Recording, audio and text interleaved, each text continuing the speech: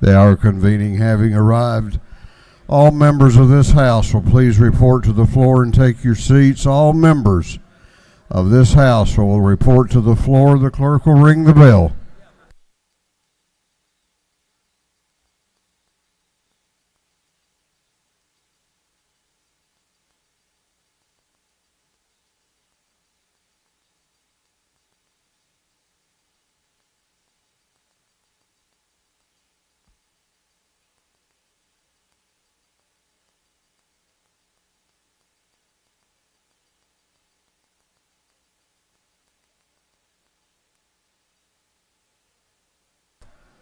All members will please report to the House chamber. Take up position and be ready to work. We're going to have the morning roll call. All members present will please vote green to signify their presence in the chamber, and the clerk will unlock the machines.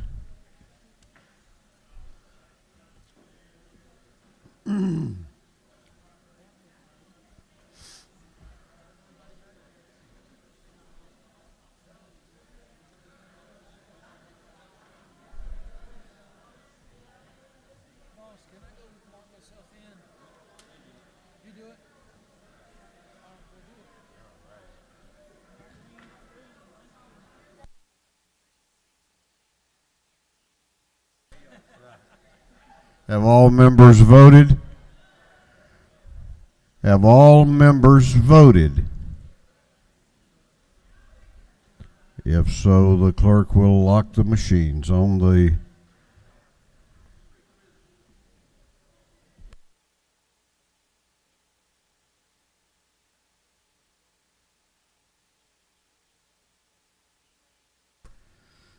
doorkeepers will please close the doors and keep them closed. Well, good morning. Welcome to Friday. It's also day 35.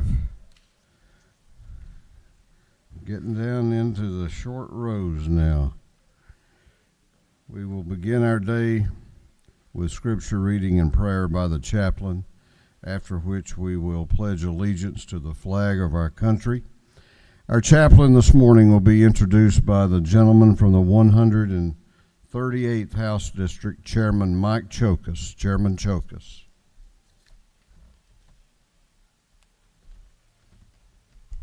Cool. Thank you, Mr. Speaker. Today it's my pleasure to have my pastor, my priest, Father Theodore Elmore here.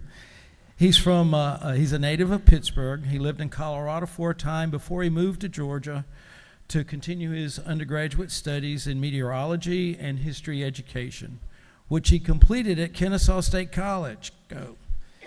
He's a 2015 graduate of the Holy Cross Greek Orthodox School of Theology in Brookline, Massachusetts, and was ordained to the holy priesthood in March of 2015. He served as assistant pastor and priest at Holy Trinity Greek Orthodox Cathedral in Charlotte, and in June of 18, he was assigned by the Metropolitan of Atlanta to serve as the pastor and priest of Holy Cross Greek Orthodox Church in Macon, where I'm a member. Father Theodore enjoys Dutch culture, soccer, studying languages, and traveling. He is accompanied by his beautiful wife, Stacy.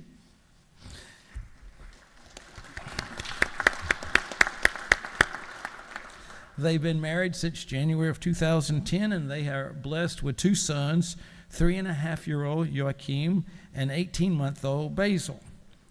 And for you pilots out there, you may have talked with Father Theodore while he was at Kennesaw when you called WX Brief for your weather. And one of the other things I'm going to add is that Father Theodore thinks of me as his special member of the congregation because I'm his job security. Thank you very much, Father Theodore. Thank you. Thank you.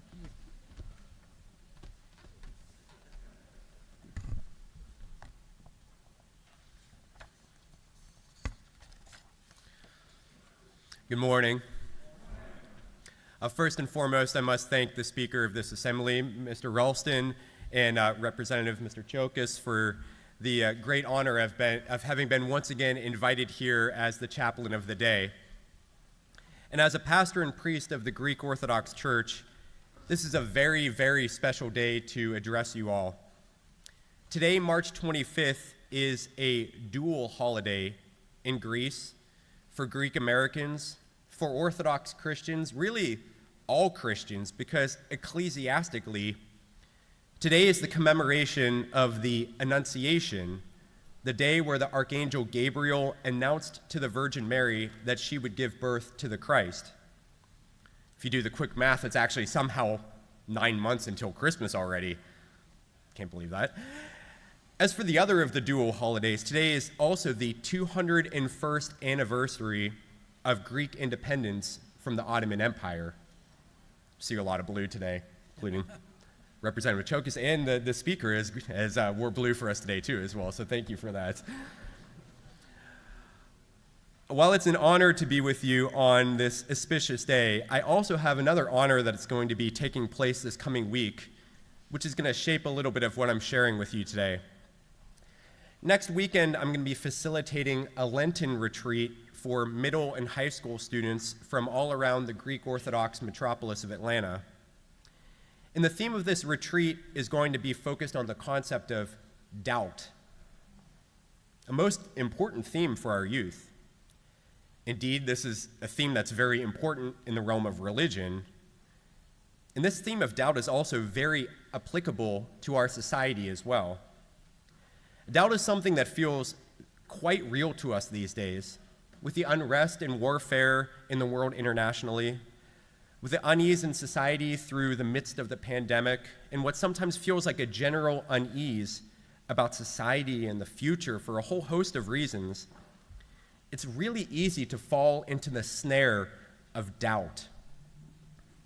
Too often, doubt can feel like it overshadows the opposite of that. Trust. As I mentioned earlier, this is a dual celebration today on March 25th. The battle of doubt versus trust is very relevant to both of these celebrations. The doubt of a young Jewish girl who encounters an angel speaking to her that she'll give birth to the Messiah. The doubt of a subjected Greek people under the yoke of the Ottomans for 400 years. In both cases, doubt could have prevailed. Mary could have said to the angel, "No, this is preposterous." The young Greek fighters, instead of saying, "Zito Alas, long live Greece," they could have said, going home thinking, "We'll never have a chance," and given up. Instead, they trusted in God, they trusted in what they believed, and they trusted in the ones closest to them. Trust is an essential theme for the functioning of our American society. I mean, think about it. We trust that when we go to the ATM, we can withdraw money from the bank, if we have some there, God willing, which we put our trust in that. We trust that our legal system will acquit those innocent and hold accountable those guilty. And we should especially trust our fellow citizens with whom we associate with at our places of work day to day as we work towards a common goal. One of the most important prerequisites of trust is that of dialogue. A recent Orthodox Christian monastic pointed out the following: when we talk to our fellow men and women, they tell us about their troubles. We will listen to them carefully. We'll listen to them carefully if we have love for them. We will have compassion for their suffering and pain, for we are God's creatures. We are a manifestation of the love of God. I believe that these words speak an eternal truth. If we truly dialogue with one another, if we truly listen to our brother and sister, we acknowledge them as God's creation and we humanize them. No longer are they simply a political position, someone who we might have put in so-and-so, some so-called box, or my opposition, but a human being whom I have the potential to trust and to love. In a setting like this, I'm certain that trust is an absolute necessity for the strong functioning of government. But that trust doesn't start in a vacuum. It starts with dialogue with another human being created in God's image and likeness. that person sitting next to you was created good, was created very good, in fact. And it's a beautiful challenge that you all have, that we all have, to dialogue through the differences that arise in governmental context and to facilitate that trust in one another, in our governmental institutions, in our beautiful American democracy. I ask that you pray for our youth that I encounter this next weekend, that they may become people of love and of trust. And I pray that all of us grow in that love and trust of one another, and most importantly, that love and trust of our God. I would ask that we join together in prayer at this time. Let us bow our heads to the Lord. Lord, have mercy. Eternal God and Father, on this day we celebrate and honor the trust of the Virgin Mary and the trust of a subjected Greek people. Help us to trust in you and see your image in each and every one of us, and to trust in our institutions, our society, and in our American land. Bless those gathered here who give of themselves to serve our state, and continue to guide them with your wisdom from above. To you, O Lord, belong all the glory, honor, and worship, to the Father, and to the Son, and to the Holy Spirit, now and forever, and to the ages of ages. Amen. I pledge allegiance to the flag of the United States of America and to the republic for which it stands, one nation under God, indivisible, with liberty and justice for all.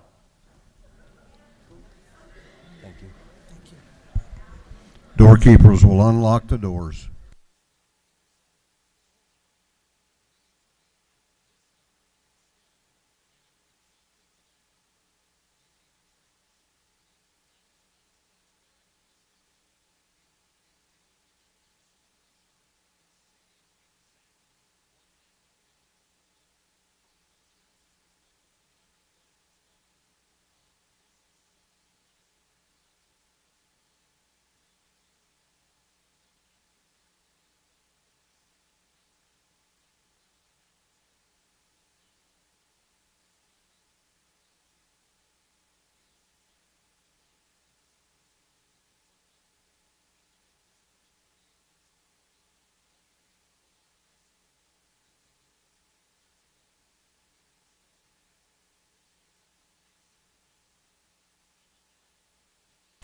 Members may greet the chaplain in the South Anteroom.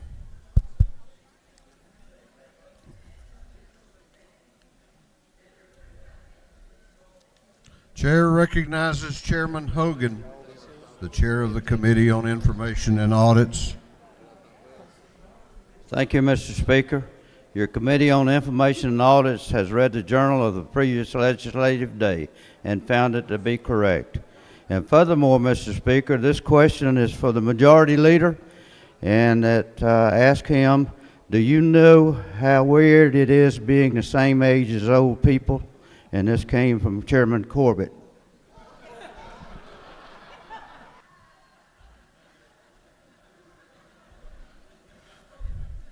Have you offended Chairman Hogan in some way? Chairman Hogan, the chair of the Committee on Information and Audits, reports that the journal of the previous legislative day has been read and found to be correct. Is there any objection to the confirmation of the journal? The chair hears none, and the journal is confirmed. The clerk will read the resolution establishing the order of business for the day. Mr. Burns, on the 59th, moves the following be established as the order of business in the first part of the period. Unanimous consents. Introduction of bills and resolutions, first reading and reference of House bills and resolutions, second reading of bills and resolutions, reports of standing committees, third reading and passage of uncontested local bills and resolutions, first reading and reference of Senate bills and resolutions, morning orders. Is there any objection to the adoption of the resolution establishing the order of business for the day? The chair hears none, and the resolution is adopted. The clerk will read the caption to a group of privileged resolutions.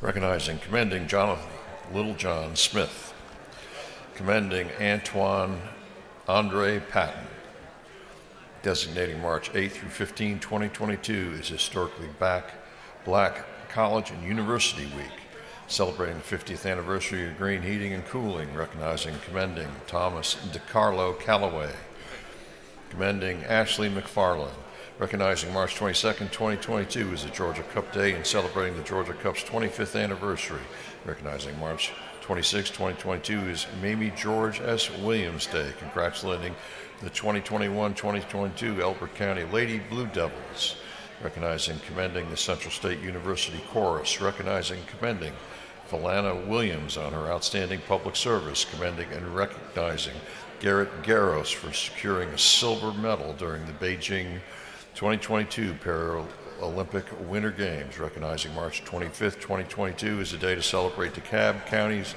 women's veterans, recognizing and commending Mac Wilburn, recognizing and commending Mr. Paul Holmes, commending and congratulating Mamie Axon Stevens Clay. And for other purposes, that completes the reading of the privilege resolutions.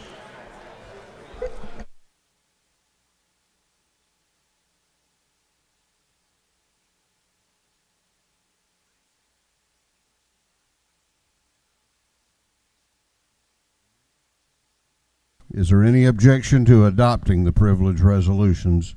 The chair hears none, and the resolutions are adopted.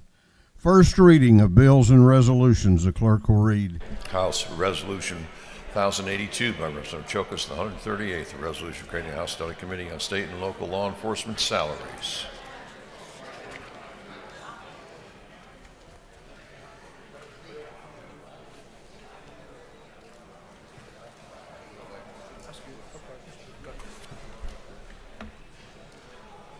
Public Safety and Homeland Security. Senate Bill 628 by Senator Albers, the 56th Beach, the 21st, a bill entitled an act to amend an act incorporating the City of Milton, Fulton County. Intergovernmental coordination. Senate Bill 629 by Senator Albers, the 56th, and Beach, the 21st, a bill entitled an act to amend an act incorporating the City of Milton, Fulton County. Intergovernmental coordination. Senate Bill 630 by Senator Albers, the 56th, and Beach, the 21st, a bill entitled an act to amend an act incorporating the City of Milton, Fulton County.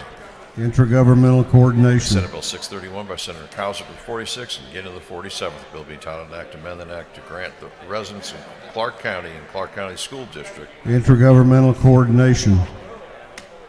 That completes first readers. Second reading of bills and resolutions. The clerk will read. House Bill 1587 by Representative Saines of the 180th and Corbett of the 174th, a bill to amend an act to create the Camden County Public Service Authority. House Bill 1588 by Representative Thomas of the 21st, a bill to amend an act creating a new charter for the City of Holly Springs. House Bill 1589 by Representative Thomas of the 21st, a bill to amend an act creating a new charter for the City of Holly Springs. House Bill 1590 by Representative Saines of the 180th and Corbett of the 174th, a bill to repeal an act creating the Camden County Spaceport Authority. House Bill 1591 by Representative Stevens of the 164th, Hatchett of the 150th, Knight of the 130th, a bill relating to definitions relating to racketeer, influenced, and corrupt organizations.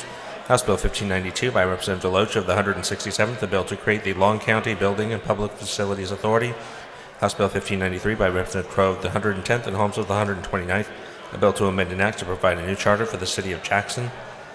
House Bill 1594 by Representative Mallow of the 163rd, Gilliard of the 162nd, Jackson of the 165th, Hitchens of the 161st, a bill to amend an act governing the school system of the City of Savannah and Chatham County. House Bill 1595 by Representative Bonner of the 72nd, Mathiak of the 73rd, Bazemore of the 63rd, Singleton of the 71st, a bill to amend an act creating the State Court of Fayette County.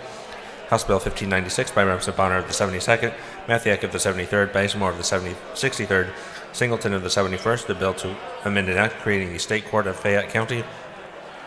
House Bill 1597 by Representative Ballinger of the 23rd, Cantrell of the 22nd, Byrd of the 20th, Thomas of the 21st, Carson of the 46th, a bill to provide a new charter for the City of Canton. House Bill 1598 by Representative Burns of the 159th, a bill to provide a new charter for the City of Guyton. House Resolution 1050 by Representative Smith of the 70th, England of the 116th, Rich of the 97th, Perkle of the 155th, Green of the 151st, a resolution recognizing and commemorating the outstanding advancements in water conservation that have been made by Atlanta Metro Region and all Georgians, urging continued initiatives for water conservation. Through second readers.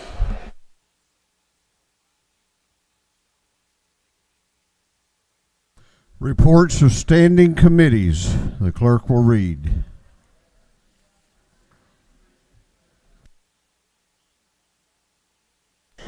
Representative Dubnik of the 29th District, Chairman of the Committee on Education, submitted the following report. Mr. Speaker, your Committee on Education has had in consideration the following bills and resolutions to the House and Senate. It's instructed me to report same back to the House the following recommendations. Senate Bill 588 do pass by committee substitute. Senate Bill 575 do pass. House Resolution 881 do pass by committee substitute. Respectfully submitted, Representative Dubnik of the 29th District, Chairman.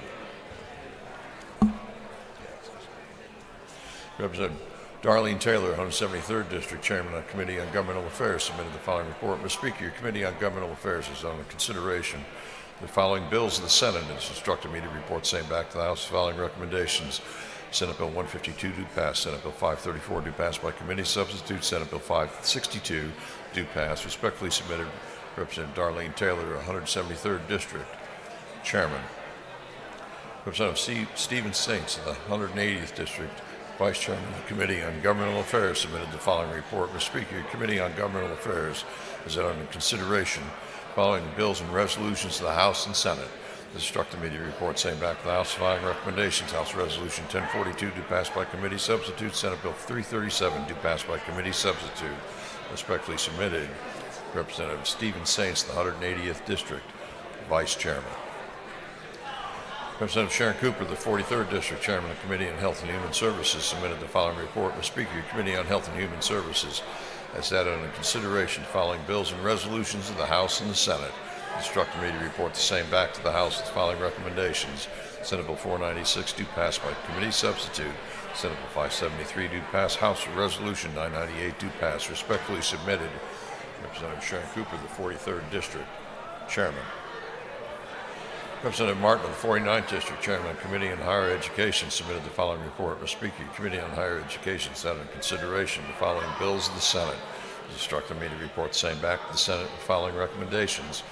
Senate Bill 333 do pass by committee substitute. Senate Bill 397 do pass. Respectfully submitted, Representative Martin of the 49th District, Chairman. Representative Bill Werkheiser, the 157th District, Chairman of the Committee on Industry and Labor, submitted the following report. Mr. Speaker, your Committee on Industry and Labor has had under its consideration the following bills and resolutions to the House and the Senate. It instructed me to report the same back to the House with the following recommendations. House Resolution 1024 do pass. Senate Bill 605 do pass. Respectfully submitted, Representative Bill Werkheiser, the 157th District, Chairman. Representative Jan Tankers of the 160th District, Chairman of the Committee on Intergovernmental Coordination and Locals, submitted the following report. Mr. Speaker, your Committee on Intergovernmental Coordination and Locals had in consideration the following bills of the House and the Senate and has instructed me to report the same back to the House with the following recommendations. House Bill 1550 do pass. House Bill 1570 do pass. House Bill 1578 do pass. House Bill 1585 do pass. Senate Bill 612 do pass by substitute. House Bill 1556 do pass. Respectfully submitted, Representative Jan Tankers of the 160th District, Chairman. Representative James Burchett of the 176th District, Chairman of the Committee on Judiciary Non-Civil, submitted the following report. Mr. Speaker, your Committee on Judiciary Non-Civil has had under consideration the following bill of the Senate and instructed me to report the same back to the House with the following recommendation. Senate Bill 474 do pass. Respectfully submitted, Representative James Burchett, Chairman. Representative John Corbett of the 174th District, Chairman of the Committee on Motor Vehicles, submitted the following report. The Speaker, your Committee on Motor Vehicles had in consideration following bills of the Senate and instructed me to report the same back to the House with the following recommendations. Senate Bill 510 do pass by committee substitute. Senate Bill 556 do pass by committee substitute. Respectfully submitted, Representative John Corbett of the 174th District, Chairman. Representative Lynn Smith of the 70th District, Chairman of the Committee on Natural Resources and Environment, submitted the following report. Mr. Speaker, your Committee on Natural Resources and Environment is under consideration following resolutions of the House and instructed me to report the same back to the House following recommendations. House Resolution 1025 do pass. House Resolution 1050 do pass. Respectfully submitted, Representative Lynn Smith of the 70th District, Chairman. Representative James Collins of the 68th District, Chairman of the Committee on Public Safety and Homeland Security, submitted the following report. Mr. Speaker, your Committee on Public Safety and Homeland Security has had in consideration the following bills of the Senate. It's instructed me to report the same back to the House with the following recommendations. Senate Bill 339 do pass by committee substitute. Senate Bill 183 do pass by committee substitute. Senate Bill 259 do pass by committee substitute. Senate Bill 319 do pass by committee substitute. Senate Bill 404 to pass by committee substitute, respectfully submitted. Representative Jay Collins, the 68th District, Chairman. Representative Mathiak, the 73rd District, Chairman of Committee on State Planning and Community Affairs, submitted the following report. Mr. Speaker, your Committee on State Planning and Community Affairs set under consideration the following bill of the Senate. Instructed me to report same back to the House. The following recommendations. Senate Bill 108 to pass by committee substitute, respectfully submitted. Representative Mathiak, the 73rd District, Chairman. Representative Gerald Green of the 151st District, Chairman of the Committee on State Property, submitted the following report. Mr. Speaker, your Committee on State Property set under consideration the following bill of the Senate. It's instructed me to report same back to the House with the following recommendations. Senate Bill 279 do pass, respectfully submitted. Representative Gerald Green of the 151st District, Chairman. Representative Rick Jaspers of the 11th District, Chairman of the Committee on Transportation, submitted the following report. Mr. Speaker, your Committee on Transportation has set under its consideration the following bills and resolutions of the House and the Senate. This instructed me to report the same back to the House with the following recommendations. House Resolution 999 do pass by committee substitute. Senate Bill 558 do pass by committee substitute. Senate Bill 586 do pass. Senate Resolution 463 do pass. Respectfully submitted. Representative Rick Jaspers, the 11th District. Representative Shaw Blackman of the 146th District, Chairman of the Committee on Ways and Means, submitted the following report. Mr. Speaker, your Committee on Ways and Means has had under its consideration following bills of the Senate. It instructed me to report same back to the House the following recommendations. Senate Bill 370 do pass by committee substitute. Senate Bill 330 do pass by committee substitute. Respectfully submitted. Representative Shaw Blackman of the 146th District, Chairman. That completes the reading of the reports of standing committees.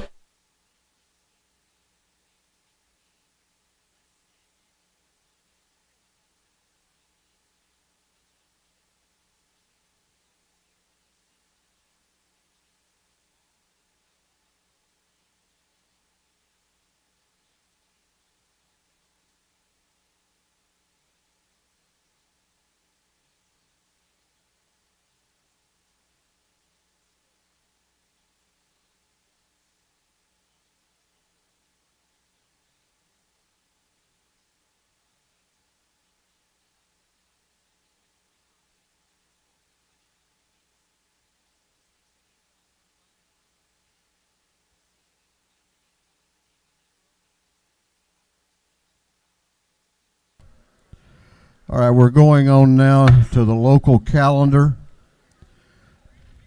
We're going to the local calendar, third reading and passage of uncontested local bills.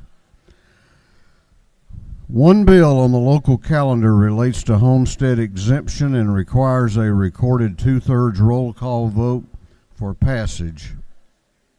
If there is no objection, we will vote on the local calendar as a whole with a recorded vote. Hearing none, it is so ordered. The clerk will read the local calendar. House Bill 1550 by Representative Stevens, 164th Bryan County. House Bill 1570 by Representative Abstration of the 104th Gwinnett County. House Bill 1578 by Representative Rhodes, the 120th Obolchee Judicial Circuit. House Bill 1585 by Representative Cantrell of the 22nd Cherokee County. Senate Bill 612 by House Substitute by Senator Jones of the 10th City of Stockbridge. House Bill 1556 by Representative Martin of the 49th Fulton County.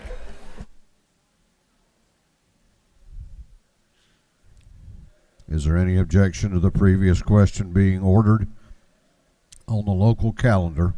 The chair hears none. The previous question is ordered. Is there any objection to agreeing to the report of the committee, which was favorable to the passage of the bills? The chair hears none. The report of the committee is agreed to.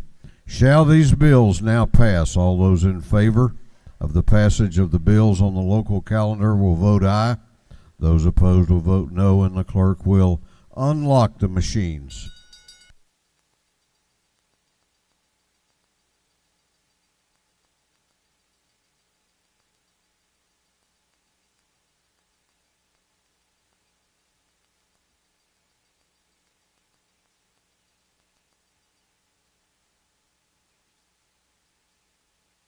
Have all members voted? Have all members voted? If so, the clerk will lock the machines. On the passage of the bills on the local calendar, the ayes are 153, the nays are 2. These bills, having received the requisite constitutional majority, are therefore passed. What purpose does Chairman Tankersley rise? Mr. Speaker, I rise to make a motion. State your motion. I move we immediately transfer the local calendar to the Senate. Chairman Tankersley has moved that the local calendar just adopted by this House be immediately transmitted to the Senate. Is there objection? Is there objection? The chair hears none, and it is so ordered.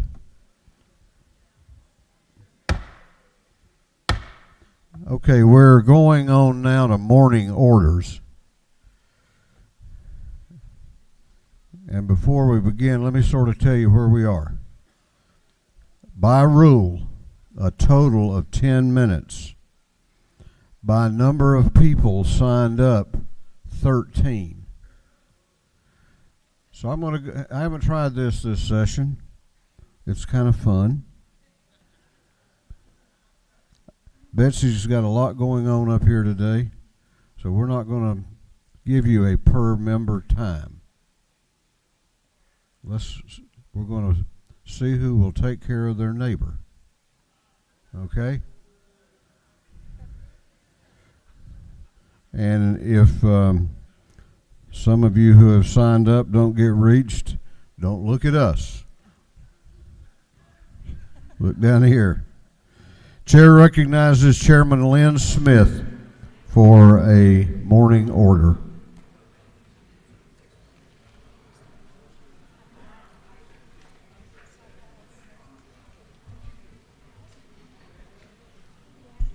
Thank you, Mr. Speaker, and to the members of the House. I'm being joined by the Coweta County delegation. This marks the beginning of the first anniversary of the tornado that hit Coweta County, Heard County, and moved on to other parts of the state. We have a video prepared for us by the Forestry Commission. The city, Noonan is known as the City of Homes, but also the City of Trees. So please join with us in this wonderful moment of hope.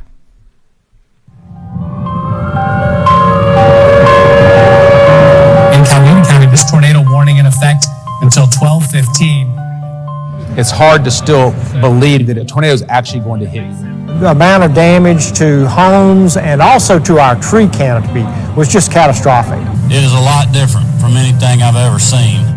In one night, a midnight tornado took away over 100 years of trees that anchored our community. We worked on the public rights-of-way in the city, and we helped to assess the damage on those trees, what would be qualifying for FEMA reimbursement to help the city float those costs.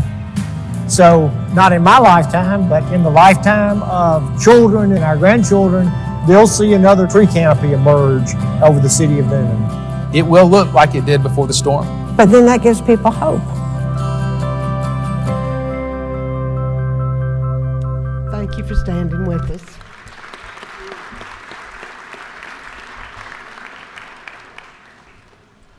Chair recognizes the members of the Greek caucus, Chairman Evstration and Chairman Chokas for a morning order.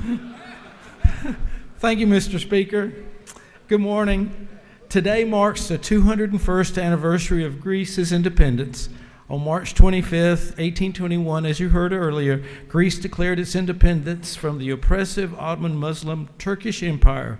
Greatly outnumbered with limited resources but a love of country and democracy, the people of Greece endured years of struggle and hardship to overcome the enslavement of the Turkish Empire. The people of Greece were inspired by the American Revolution and have been strong allies of the United States in every major conflict. As a matter of fact, the first victories of the Second World War were by the Greek armed forces against the army of Mussolini. Winston Churchill once said, "Heroes fight like the Greeks." In light of the struggles of our Ukrainian Orthodox Christian brothers, it is fitting to recognize that the relationship between the United States and Greece is stronger than ever. Thank you, Mr. Speaker. And I've got, you got to say something.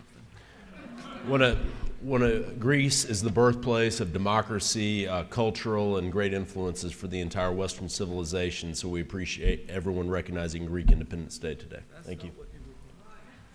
Thank you, Mr. Speaker. Thank you, Mr. Speaker.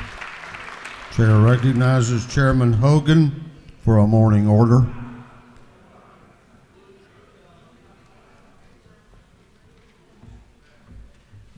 Thank you, Mr. Speaker. Today is in memory of a great friend that I had that died in Vietnam. James Emery Jones. He was an Army Master Sergeant from Alapaha and a member of the elite Military Assistant Command, Vietnam Studies and Observations Group, a black operations unit in Vietnam. And he was killed in a secret attempt trying to wiretap North Vietnamese communications in Laos. He was killed on October 3rd, 1966, and I still miss him very much. So thank you, and moment of silence for Jimmy. Thank you very much. Chair recognizes Dean Smyrie for a morning order. I only have a minute and 60 seconds in it, so let me be fast. Mr. Speaker, I want to thank everybody for last night. It was a great evening, and I'm deeply honored to be given an event of that nature, and I thank them. The members of the committee was Nikki Randall, Representative Carolyn Hughley, Danica Thompson, Shalimar Parham, Trip Martin, and Antoine Lane. And I got to thank Speaker Ralston for his kind remarks. Very, very meaningful to me. Thank the Columbus delegation in its entirety. All of them were there. Leader Beverly, Leader Burns, thank you all for your participation. Representative McLean and Representative Gloria Frazier and Representative Kim Alexander, thank you all for the award. Representative Al Williams, thank you for always being supportive of me. Representative Billy Mitchell, Chairman Mitchell, thank you very, very much. My office staff, Cheryl Jackson in Atlanta and Robbie Branscombe in Columbus. Betsy, thank you, the messenger, for the nice video and all the pictures that I had not seen in years. And thank you, Representative Hughley, for being the MC and keeping. I know I talked too much last night and I recognized too many people, but I just can't help myself. but it was a great, great evening, and I'll be very honest with you. I'm gonna say much more about this on my farewell speech on Sine Die. But Speaker Ralston, your comments on TV and what you said last night, I can't tell you how much I appreciate our friendship and what it means to me over the years.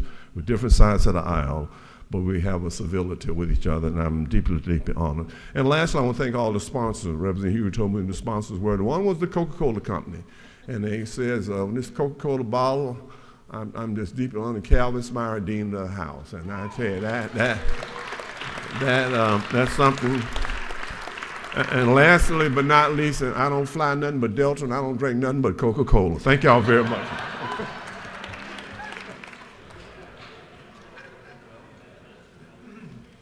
Dean, I must say, few events have I been to where there was that kind of mix, both parties, people from all over the state. It was you. So.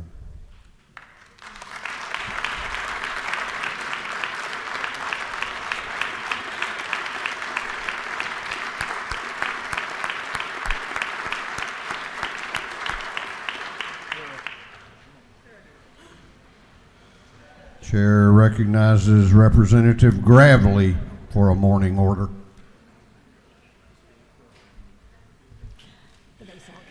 Ladies and gentlemen, it is a special day when Chairman Cooper is reliving her softball dreams.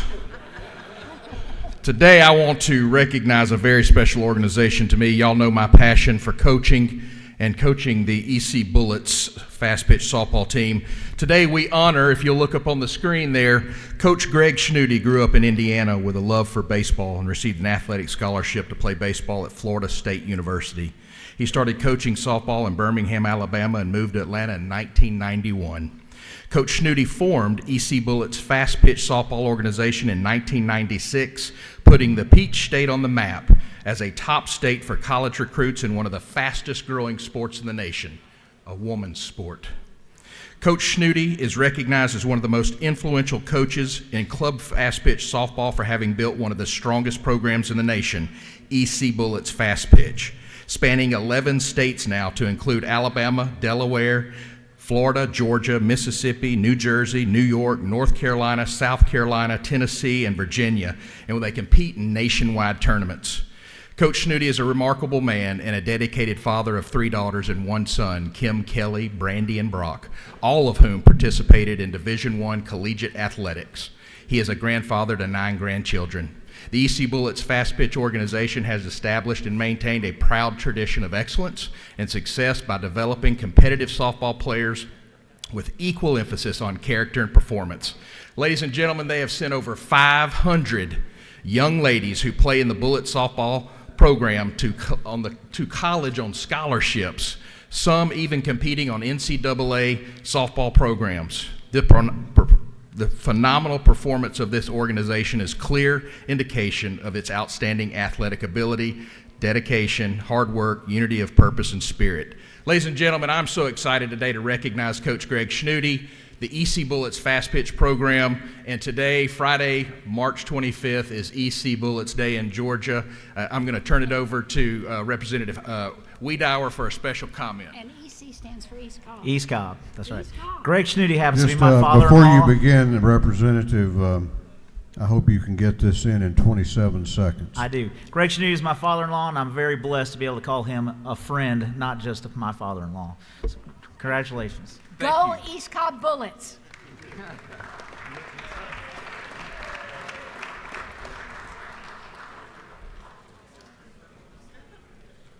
That's all we have time for.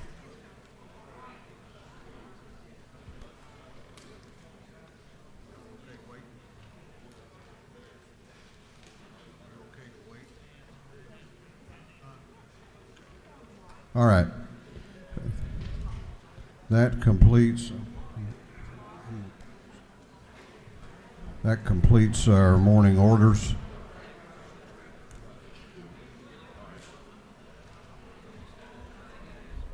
We have a special order, and the chair is going to ask every member of this House to take your seat and cease conversation. Every member will be seated.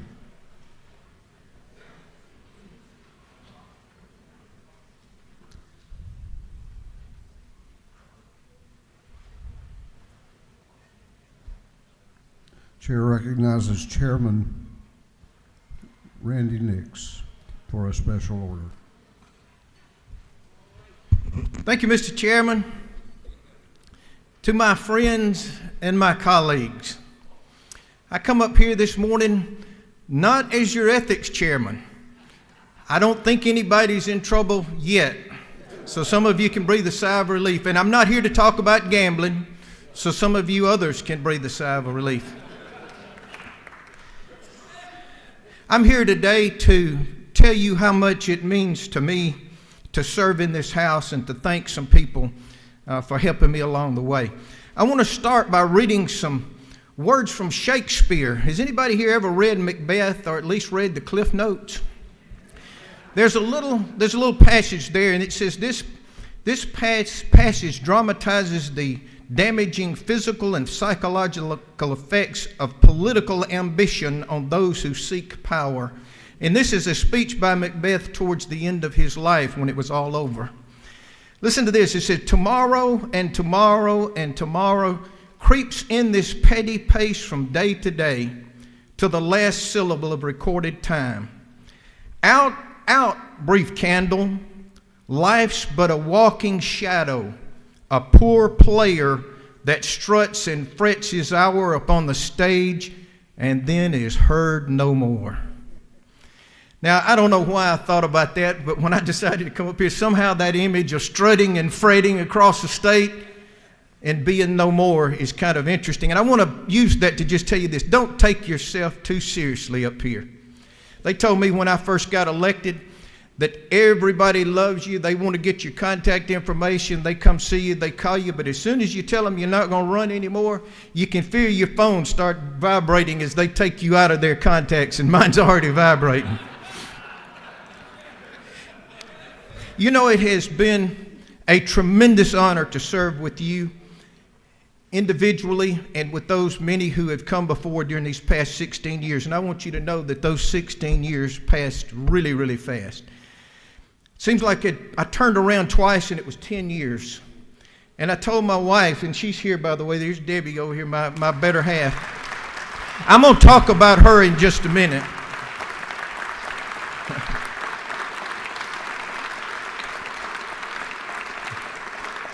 But it seems like I'd just gotten here and it was 10 years. And I said, Deb, I think I'll run one more time. The next thing I know, it's 12 years. And I said, Deb, I'm going to run one more time. And then it's 14 years. And I said, Deb, I'm going to run one more time. As I approached 16, she said, you got to come up with something more creative than that if you're going to run again. And I couldn't think of anything, so I think it's time for me to go. I'm going to say thanks to a lot of people today, and I'm going to mention just a few names because I don't want to leave people out there, several that I've got to mention, but I want to go through this quickly and mention some people and just give them my thanks. First of all, I need to thank the people in House District 69 who sent me up here 8 times. It's been the thrill of my life, the honor of my life to serve, and I thank them. The second person, and I've got to thank my sweet and lovely wife who I just introduced to you. This lady has put up with me and with a lot for a long time. Come the middle of April, it will be 52 years since we had our first date. I was a senior in high school and she was in the 10th grade. Since that time, for the next 5 years, we dated each other just pretty much exclusively, and come May the 17th, we will celebrate our 47th anniversary. Now, there's an old saying that a good woman is behind any good man. And I will have to say that is doubly true here. She has been my accountability partner. And here's the reason. I never, ever, ever wanted to do anything that would disappoint her or embarrass her. She has made me infinitely better than I could have ever been without her. While I don't think I've disappointed her, she's never told me. I know I have nearly scared her to death quite a few times, though, with some of the impulsive decisions I've made, especially some things like changing jobs and moving. And I'm going to give you a quick little scenario. Whether you know it or not, women like stability. They don't like for you to come home and say, honey, I'm going to go do this or I'm going to do that or we're fixing to move. And I've done that to her quite a number of times. For instance, when I was in the National Guard, I had finished my 6 years and was ready to get out. I come home one day and say, hey, honey, guess what? They offered me the chance to go to flight training in California to re-up again. We're fixing to move to California. I had a good job at the bank, a good career going. Sent them a letter and say, I'm out of here. Here we go. When I got back from that, I got back going in business. I was in the brokerage business, doing quite well. Probably made more money then. Well, I know I made more money than I've ever made before. Somewhere along the line, I decided I'm going to quit this and I'm going to start my own business. Now, I'm not going to tell you what she said about that.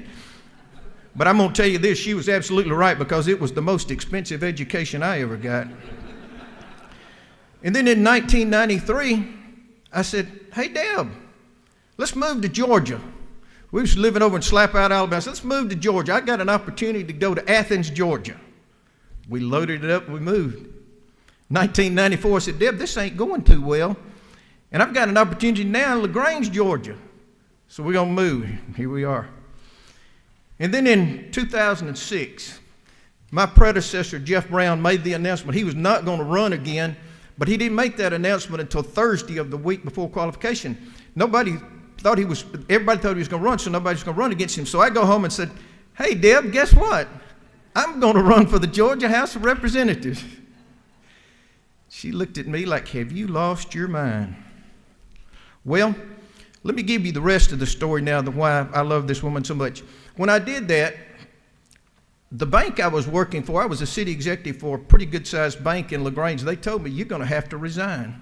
We're not going to give you the time off that it takes to be in the legislature. So Deb was willing to sacrifice. She went back to school. She got her master's in education leadership and improved her credentials to the point that she could up her income to kind of help make up for some of the income that I lost, because actually since that time I have not actually had a full-time job. If you want to talk about sacrifice, it has been a sacrifice. But this lady over here took up the slack to let me serve here for 16 years. She has not been here very much. She has not been here very much because she had to stay home and work. So that's why you haven't seen as much of her what I would have liked you had. She has truly been the wind beneath my wings. My greatest achievement in life was to be her husband. And I love you, dear. I love you. But don't relax. Just because I'm getting out of here, I still don't know what I'm going to be when I grow up. Let me continue with some thank yous. I want to thank the speaker staff. They have been so helpful. They have done so much to help me. I want to thank House leadership, and I'm talking about the majority and the minority side of House leadership. I know that leadership is difficult. It's extremely difficult. When I first got elected, the saying was, it's a shame that the only people who know how to run state and federal government are either cutting hair or driving taxi cabs. Now let's fast forward to today. Now we have social media and we have a bunch of cave people.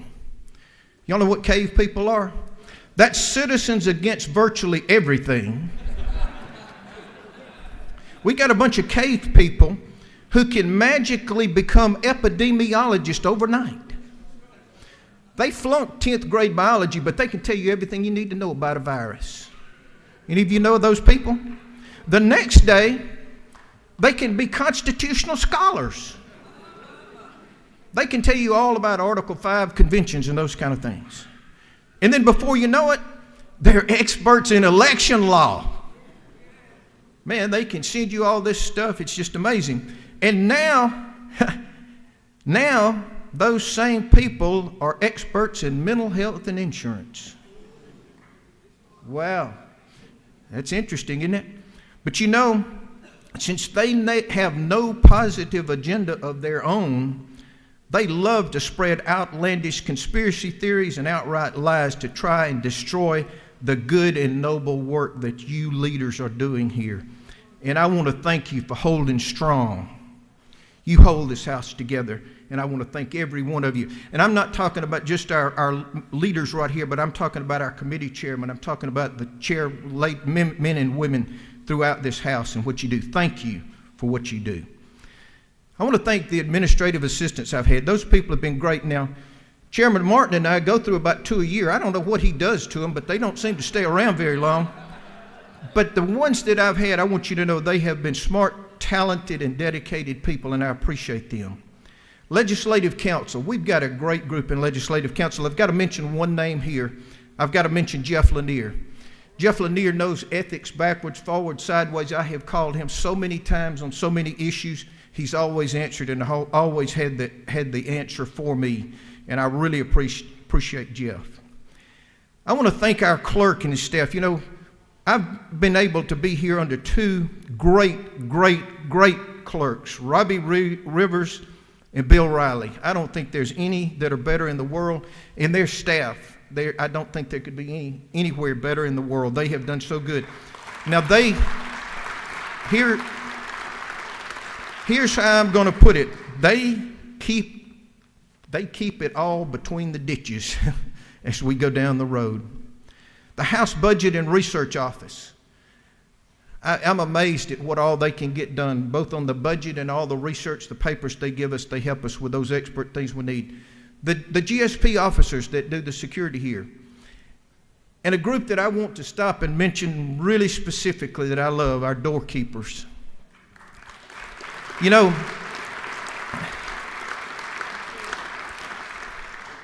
the smiles and the handshakes and the encouragement that I get from those people and that you get too, that just indicates to me how much they love this house. And you know what? They love you too. I guarantee you they do. I've got to mention something to you. Some of you have seen my tie. Y'all see this smiley face tie that I've got on? Some of you know the story. Back a number of years ago, we had a gentleman who always worked that door by the name of Glenn Hartley. Glenn was just a fantastic gentleman. I loved Glenn to death, and he loved to wear these wild ties. You'd come in and have his Looney Tune tie on. He'd have all the cartoon characters, Tasmanian Devil and all that. Well, I came in one day and he had a tie with his smiley faces on it. I told him, Glenn, man, I just love that tie. Well, the next morning, guess what? He handed me this tie. And every year, at least once or twice, he'd say, hey, Representative Nix, how about wearing your tie tomorrow so we can get our picture made? And not only that, but as you know, those of you who were here, Mr. Hartley passed away several years ago, and we actually had a memorial service for him here, and I wore this tie that day to honor him and to speak on his behalf. So I want you to listen to this, especially the new people and the young people. Sometimes the small things are the big things. In 16 years, I'll probably remember this tie longer than most anything else. No disrespect to anybody, but I'll probably remember that longer. That's just so great. I actually want to say thank you to some of the people in the hall. You know, lobbyists get a bad rap sometimes. We've got some great people out there that have helped me tremendously because they are experts in so many different things that I don't know, and I want to thank them. And finally, that last but certainly not least, I want to thank Speaker David Ralston. I consider David Ralston to be a dear personal friend, and it has been a double honor to serve as his ethics chair. Now, I'm going to tell you this. I was very surprised when he asked me to take this chairmanship because he didn't know it because he never let me tell him. But when I went in, I wanted to ask for higher education. But he never let me ask. He said, we've got something we've been talking about, and we think you're the person that we need to chair this particular committee. And I said, what is it? He said, ethics. And I didn't even know what the ethics chairman did. But I will tell you that I found that to be a great honor to be asked to chair this committee. I'm also going to tell you this. When I get called to the speaker's office, I know that it's not to chit-chat and drink a cup of coffee. When I get called to the speaker's office, you can pretty much bet that the proverbial stuff has hit the proverbial fan. And if you don't understand proverbial stuff, Representative Al Williams will explain it to you when we get through. But through all of this, we have developed a unique relationship. I'm going to tell you that I have gone to the office, been called in there, and I have prayed with our speaker. When we lost one of our dear members, he called me in that morning and he said, I think we need to pray. And we did. I'll never forget that. Also, we have agonized over some disturbing issues that have arisen in this house. We've done that many times. But what I'll always remember is he always believed in me. And when difficult decisions had to be made, he fully trusted my judgment. And he never questioned me. And more than that, I know that he always had my back. Mr. Speaker, I want to thank you so much. And I want you to know that I will always cherish the relationship that we have. And finally, I want to kind of close up with a couple of things. I started off with Shakespeare, right? All of you know a little bit about Shakespeare. I want to kind of close out with some Benny Tate, that great South Georgia philosopher and pastor. My first year, well, Benny Tate comes just about every year as our chaplain of the day. And I believe it was my very first year. Benny Tate came, and I didn't know who he was or anything, and he got up there, and boy, he just started off telling us how important we were. You are some of the most important people in the world. What you do, you are just so special. you're elected to be here, and you're just so important. And then he stopped for a minute and he looked at us and he pointed at us. He said, but I want to tell you something. The only thing that's going to matter is what they say about you when they're eating the potato salad. Now, for you who may not know what that means, my funeral home directors and pastors will know you eat the potato salad after the funeral at the final gathering of family and friends. Now, I want you to know I have been worried about that for 16 years now. And I want to ask you, if any of you, my friends, get to come and eat my potato salad, would you please say something good about me? If you would do that, would you just raise your hand? Oh, I feel so much better. I've been worried about that for 16 years now. I can leave here happy. I think it's going to be all right. On February the 26th, I read a little devotional, and I really want to close with this. And I want you to know that I'm calling every one of you my friend today, my friends. The title of this devotion was God Be With You, which is also the title of a hymn. This is a devotional book that takes hymns and brings it out. It has one simple verse of Scripture, Romans 16:20, that says, the grace of our Lord Jesus be with you. In these 4 lines, it is my joy in life to find at every turning of the road the strong arms of a comrade kind to help me onward with my load.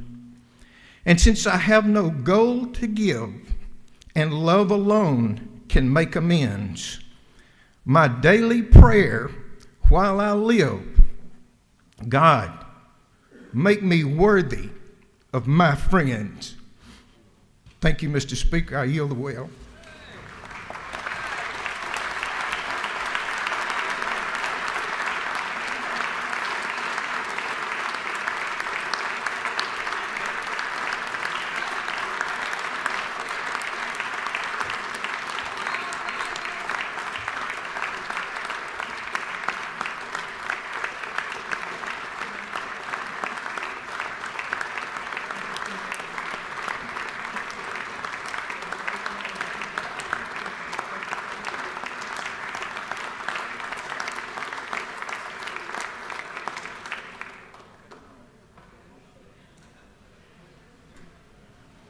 I know people want to say hello to Chairman Nix. We're going to suspend for about 5 minutes. If you want to greet he and Ms. Nix.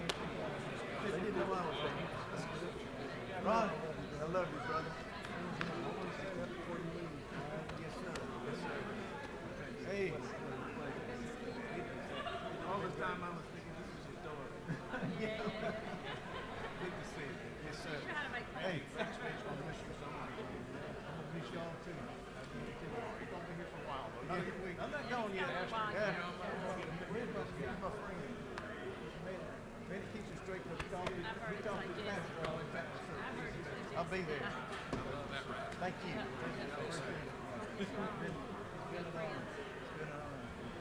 Oh, there's one of my favorite. Thank you. Hey, hey.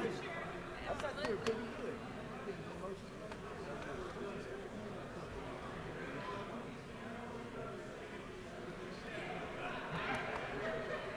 Expect you all the time.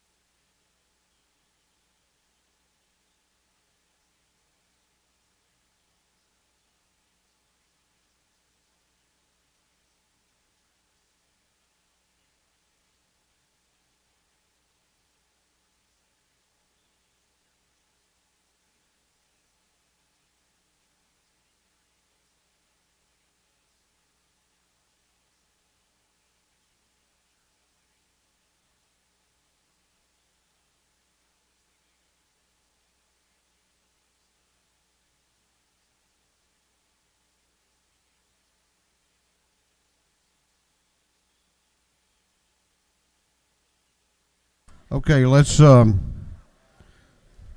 complete our greetings of Chairman Nix.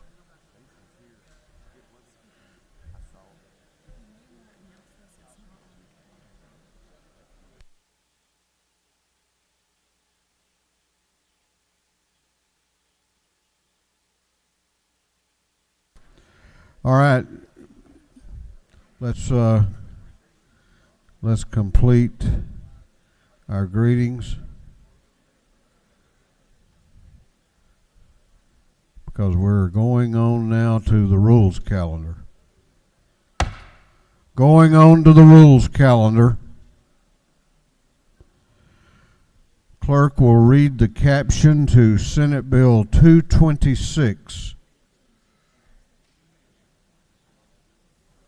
Senate Bill 226 by Senator Anna Varte of the 31st, Mullis of the 53rd, Miller of the 49th, and others to be entitled an act to amend Part 3 of Article 3 of Chapter 12 of Title 16 of the Official Code of Georgia annotated relating to sales or distribution of harmful material to minors, so as to provide that the provisions of Code Section 1612-103 shall be applicable to libraries operated by schools. This bill having referred to the Committee on Judiciary and Non-Civil, that committee recommends that this bill do pass by committee substitute. Chair recognizes Chairman Burchett to present the bill. Thank you, Mr. Speaker. Thank you, colleagues. Happy Friday. I come to you with Senate Bill 226, and to simply put this, Senate Bill 226 puts some guidelines on timing when material is challenged in a school. If a parent or guardian goes to a school and challenges material that it deems to be obscene or not or harmful to children, then what Senate Bill 226 does is put some timing on when these reviews have to be complete and determinations have to be made. There's two processes. First, the parent would appeal to the school itself, and what Senate Bill 226 does and says is that the principal or his designee shall be the one to make the determination as to whether or not these materials are obscene and should not be seen by these minors. It's important to know that Senate Bill 226 says designee. Currently, all of our schools are required to have a process, but the problem that we're trying to address is that there's no timing requirement. So we want due process for engagement for these parents to say that if they deem these children shouldn't be seeing this, then we need a time frame for when these determinations are made. So first of all, the designee can be a panel, much like any of the processes that are already included. The designee, for example, in my county, our panel is made up of media specialists, teachers, and vice principals. So that designee can be that panel. Secondly, if the principal or designee does not rule that the material is harmful to children, the parent has an appeals process to the board, and the board then has final determination on whether or not this material is harmful to children. And frankly, this is a bill that it makes common sense, practical sense to me. If parents do not want young children reading some very degrading type material, then this is a parent engagement process and due process for those parents to be able to challenge these materials. And with that, Mr. Speaker, I will take questions.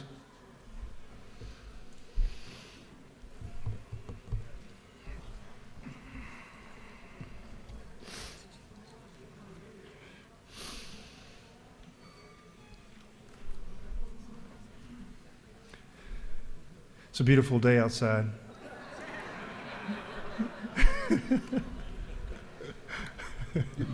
Is that a motion to adjourn? Yeah.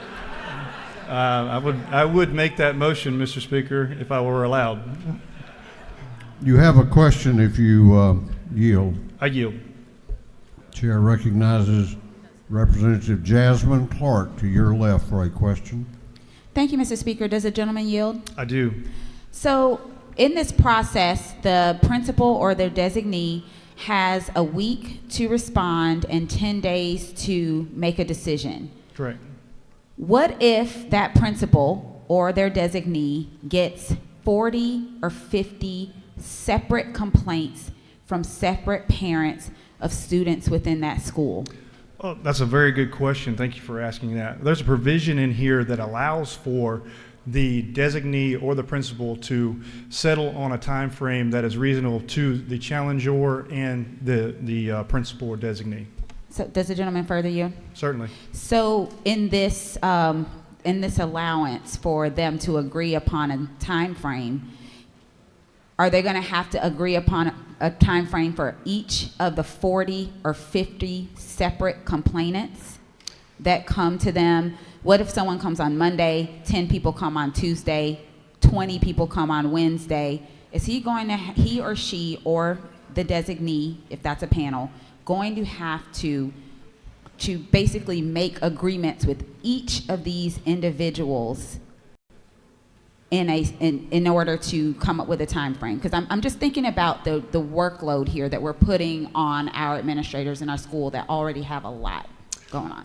Well, I'm sensitive to that issue, and I appreciate the question.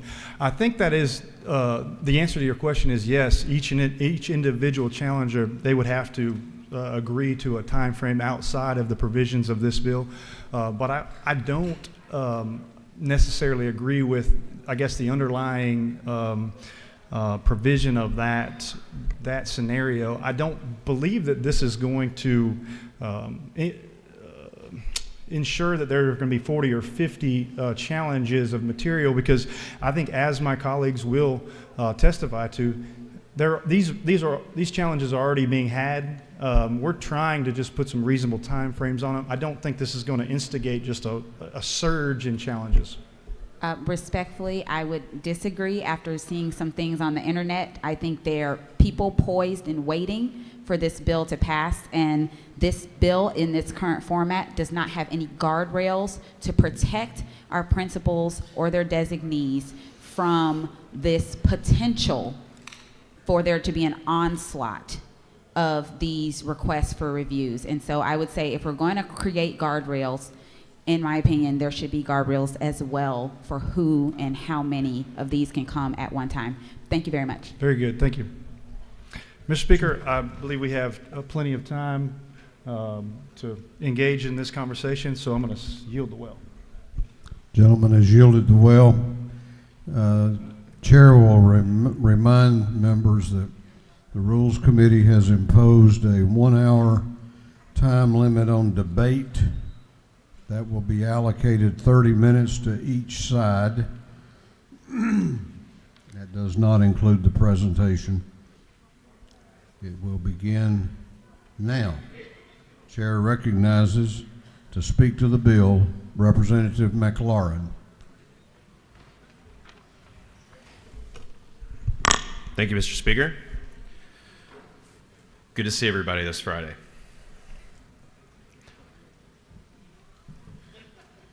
This is not the worst bill y'all could pass. It could be worse, whisper our colleagues to each other as they finger wag for the opposition. Why are you opposing a bill that could be so much worse? This bill started a lot worse. Let's talk about the way this bill started. The bill started as a criminal bill. That's why it went to Judiciary non-civil and came out of Chairman Burchett's committee. It started out as a misdemeanor for librarians, media techs, who failed to scrub the entire universe of knowledge of all potentially offensive things. And there were other provisions in this bill that were kind of crazy, like you would have to post the full text of a challenged material on the school board website, copyright alarm, for 4 whole years, which is the length of a school board term. Imagine that. So this bill was originally a criminal law bill that was designed to go straight to the school board and try to blow it up, right? But it's been tapered back, right? The committee process, the level heads of this House have tapered this bill back. But where did it come from? The energy of this bill can best be summed up by the first speaker, first witness, who came to Judiciary non-civil to testify in support of this bill when it was a criminal bill. The first words out of her mouth almost were, "There's no criminal penalty, so nobody's going to jail, moving on." She flipped the page. She was wrong. The group that had sent her there to testify in support of legislation that is not unique to Georgia, but is a nationwide attempt, as other bills have been this session, to intimidate teachers, to intimidate principals, into complying with the wishes of single parents, one parent at a time, to allow individual parents to override what schools have been entrusted with for decades. Do y'all think public schools would be created now if they weren't already created in this climate? Do you think we would have public schools? We're moving in a direction of tearing at the threads of that public trust. And as the chairman, who I really appreciate during his special order, incredibly moving words today, as he aptly put it, we now have cave people who believe that they are the experts, that they should be in control on every conceivable issue. And those people do not need to be empowered. They need to be blocked. They need to be stood up to because they are behaving like bullies. And they're going into publicly shared spaces, schools, institutions of all kinds, elections, etc., and they're demanding that their individual view be privileged over the will of the group. That's where this bill comes from. And the reason that you know that is you have to ask yourself what the problem is. The only reference to the actual policy problem that the chairman made when he made his presentation was that there's very degrading type material. What is very degrading type material? And why are our schools not already dealing with it appropriately? Yes, we already have these processes. Yes, you can make a complaint. Yes, it's subject to administrative review. So then the question is, why do we need these time frames? Why do we need to build in this special opportunity for a parent to go to the school board and make their case, and then for the school board to have to publish the title of the material that they keep in their curriculum for a 12-month period? Why?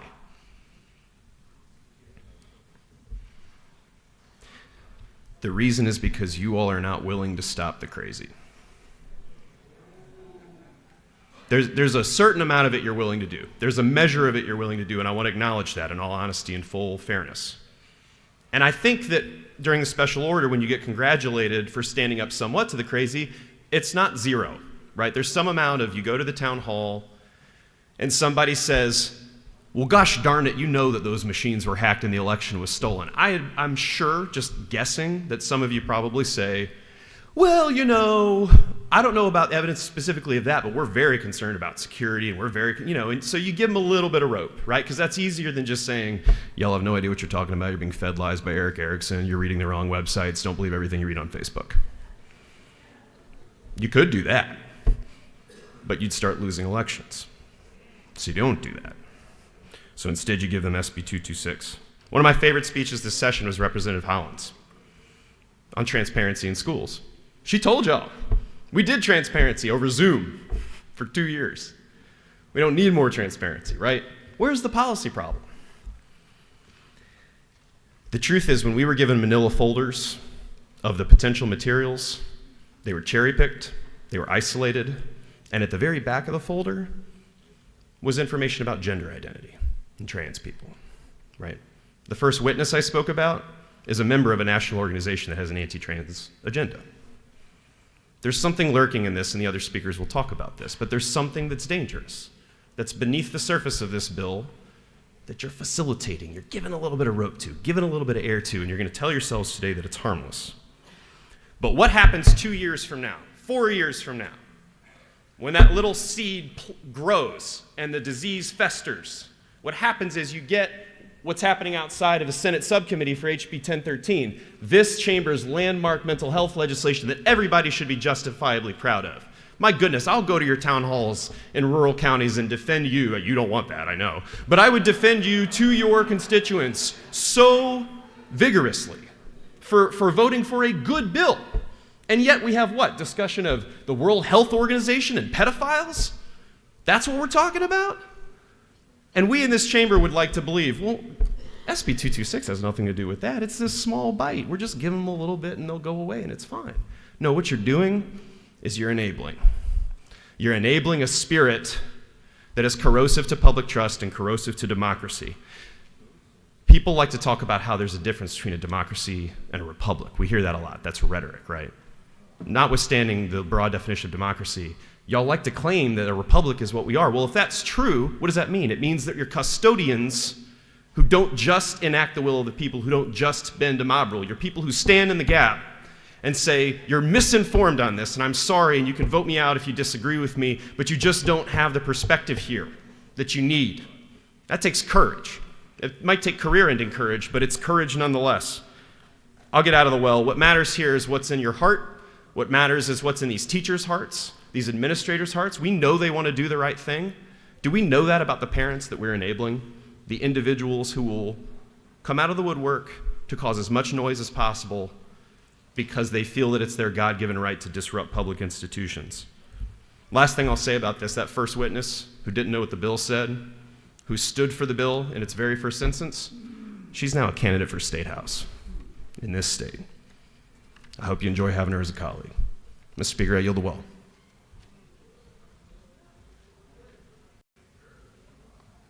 Chair recognizes Representative Kendrick to speak to the bill. Thank you, Mr. Speaker. You know you guys are in trouble when I come to the well because I'm never up here. But today I rise to humbly ask that you vote against SB 226. I won't take long because my message is pretty simple.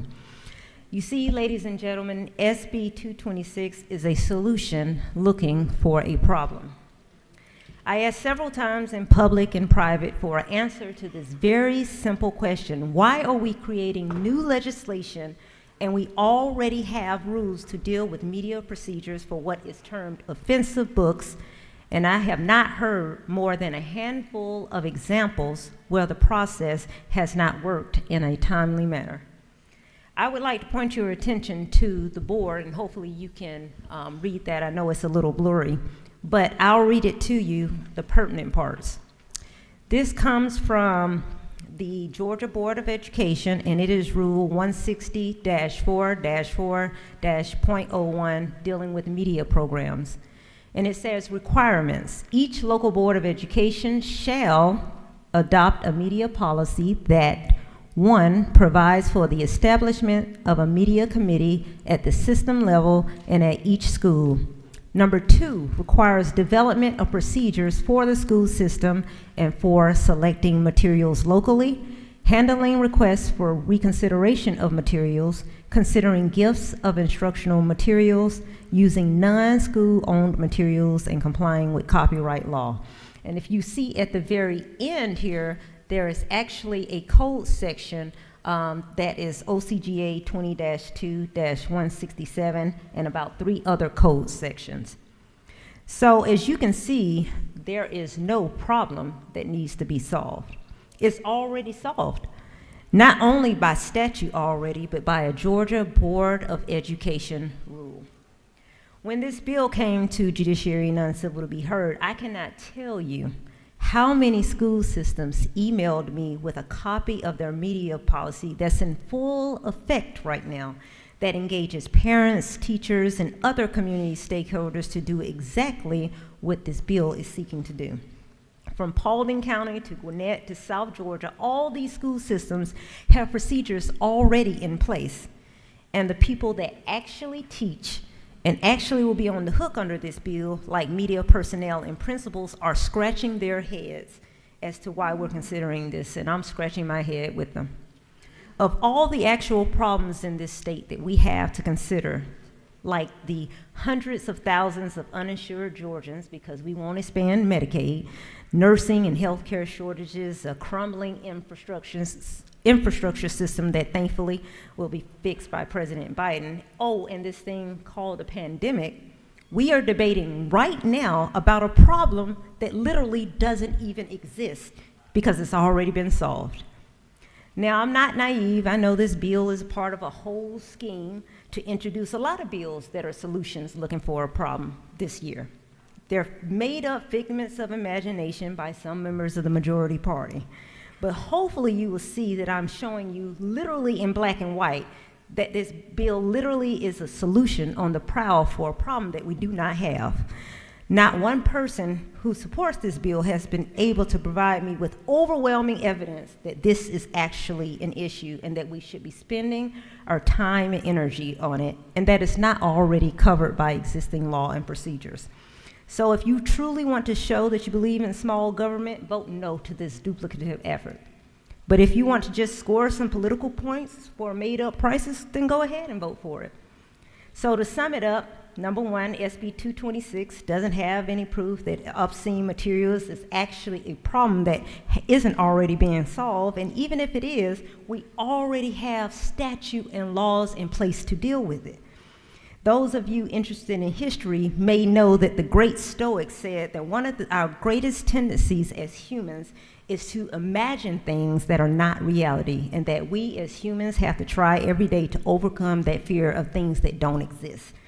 Today is your day to do that by voting no against SB 226. And I will end with this. Most of us in here are small business owners, myself included. And you know that as a business owner, in order to be successful, you have to come up with a product or service that actually solves a problem. Colleagues, SB 226 is a mousetrap, but there are no mice. It's a solution looking for a problem. And I humbly ask that you vote no against SB 226. Thank you, Mr. Speaker. I yield the will. Chair recognizes Representative Dreyer to speak to the bill. Thank you, Mr. Speaker. I know that I often come to the well and I forcefully speak to values that I feel are being threatened. And maybe even at times I have some anger, and I show some anger up here. As a human, our natural and first response to being threatened is anger, because we're scared. And it's also easier to handle anger than to handle fear or handle being sad or disturbed. And I'm going to do my very best today to put aside that anger and tell you why this bill scares me and why this bill hurts and why this bill makes me sad. We already have book banning in Georgia. Just last month, a local county banned 6 books through the regular process, including a book by Toni Morrison. But this bill here is going to make it harder for administrators to refuse to ban books. It's going to be harder for them to stand up to folks that don't have the best interest of the school or are simply scared, so scared they're trying to stop ideas in our schools. And not only will this bill make it harder, but if an administrator refuses to ban a book, they have to post that on a website for 12 months. I came into this session thinking our school boards, our teachers, our administrators are under attack. We need to do something to make it better on them. And this bill does the exact opposite. People are scared in our society, and it's because we are changing. It is because we are becoming much more diverse. There are a lot more cultures present at the table, and we are getting a better understanding of what other people have gone through that weren't in our shoes. And people that are scared are coming out with anger and trying to prevent those ideas from being in our high school, ideas that are important. I want to tell you, one of the most important books to me growing up was Beloved by Toni Morrison. Toni Morrison was just banned in the local county last month here in Georgia, just about 30 minutes away. Beloved is one of the books that is often targeted around the country to be banned. And I want to tell you about the dedication of that book. The dedication to the book Beloved by Toni Morrison simply says, 60 million and more. That's all it says, 60 million and more. It's talking about the number of people that died during or as a result of the African slave trade. Toni Morrison calls something in her book rememory, because it shows how the effects of slavery, things that happened to people in Georgia, permeate future generations and affect what is happening with future generations. I heard something that troubled me earlier this session. Someone said, in relation to another bill in committee, that their North Georgia Irish ancestors lived in about the same conditions as a South Georgia slave, okay? We have to have books like Beloved, because I think people need an understanding of how different things were under slavery. And I'm starting to get angry because it breaks my heart when you have to read stories about the fact that your kid could be sold away when they turn 10 years old. A significant other could be violated and you could do nothing about it. And if you said anything, you could be strapped down and a lump of coal placed on your back. We got to look that in the eye. Man, that is hurtful. That is horrifying. And that happened in Georgia to hundreds of thousands of people. And Toni Morrison was right. That legacy still lives with us today. We haven't apologized for that legacy as a body. We have to look it in the eye. It hurts. It hurts. But we will be better if we can do that. We can't turn away because we're scared or something's uncomfortable. We have to look at it and we have to sit with it. And we have to let people that look like me in high school struggle and grow so that they can be better human beings. And this bill puts us on the wrong path. And I hope that some of us can just say, let's sit this one out so that maybe our state can be a little better, and maybe we can be a little better than we were. Thank you, Mr. Speaker.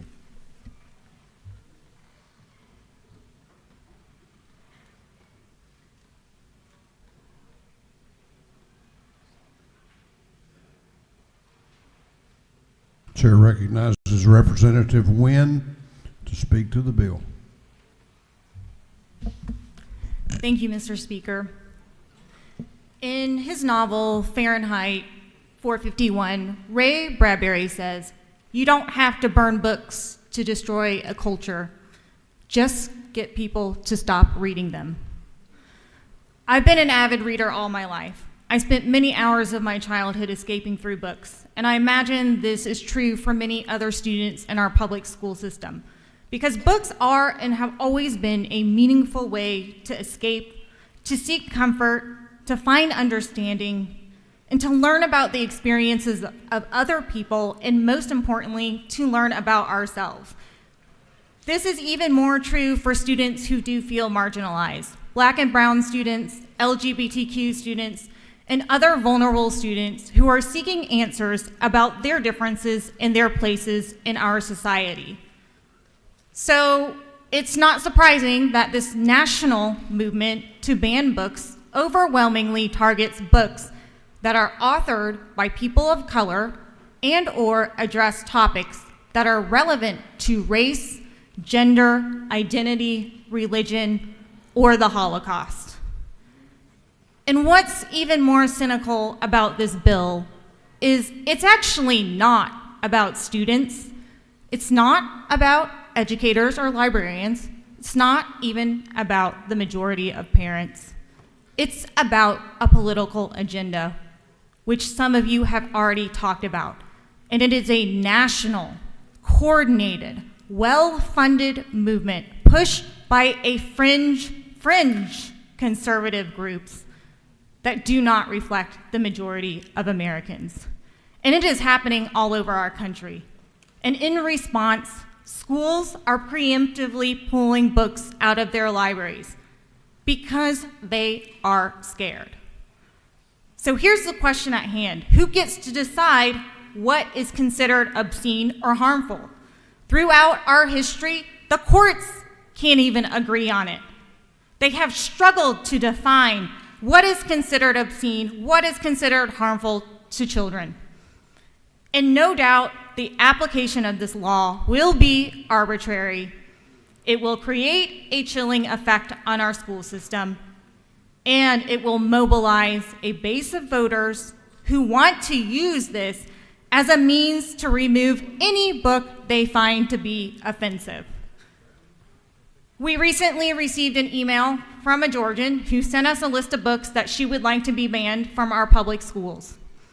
Among the list, The Hate U Give, The Bluest Eye, The Kite Runner, and she listed her reasons: systemic racism, pro-LGBTQ, pro-Me Too movement, racism in the justice system, pro-Islamic. I brought one of the books she listed, The Hate U Give. This is about a book, a 16-year-old girl who witnesses the death of her childhood friend at the hands of law enforcement. I don't think I need to tell any of you in this chamber why this book is relevant to a Georgia student. But I question, why do the people behind this movement believe this book is harmful to minors? And I think the answer can be found on page 443. The author says, "It would be easy to quit if this was just about me, Khalil, that night, and that cop. It's about way more than that, though. It's about Seven, Sakani, Kenya, Devante." Then she goes on, "It's also about Oscar, Ayana, Trayvon, Rakia, Michael, Eric, Tamir, Azel, Sandra, Freddie, Elton, Philando. And it is even about that little boy in 1955 who nobody recognized at first, Emmett. And the messed up part, there are so many more. Yet I think it will change one day. How? I don't know. When? I definitely don't know. Why? Because there will always be someone ready to fight, and maybe it's my turn. Others are fighting too, even in the garden, where sometimes it feels like there's not a lot worth fighting for. People are realizing and shouting and marching and demanding. They're not forgetting. And I think that's the most important part. Khalil, I'll never forget. I'll never give up. I'll never be quiet. I promise. And this bill is exactly about that. Asking us to be quiet, finding a way to silence the voices that so desperately need to be heard. And it is a bill that is being pushed by a small minority, because book bans, they're very unpopular. Over 80% of Americans oppose book bans. And there's a reason why they're unpopular. They're essential to free speech, free thought, crucial tenets of an American democracy.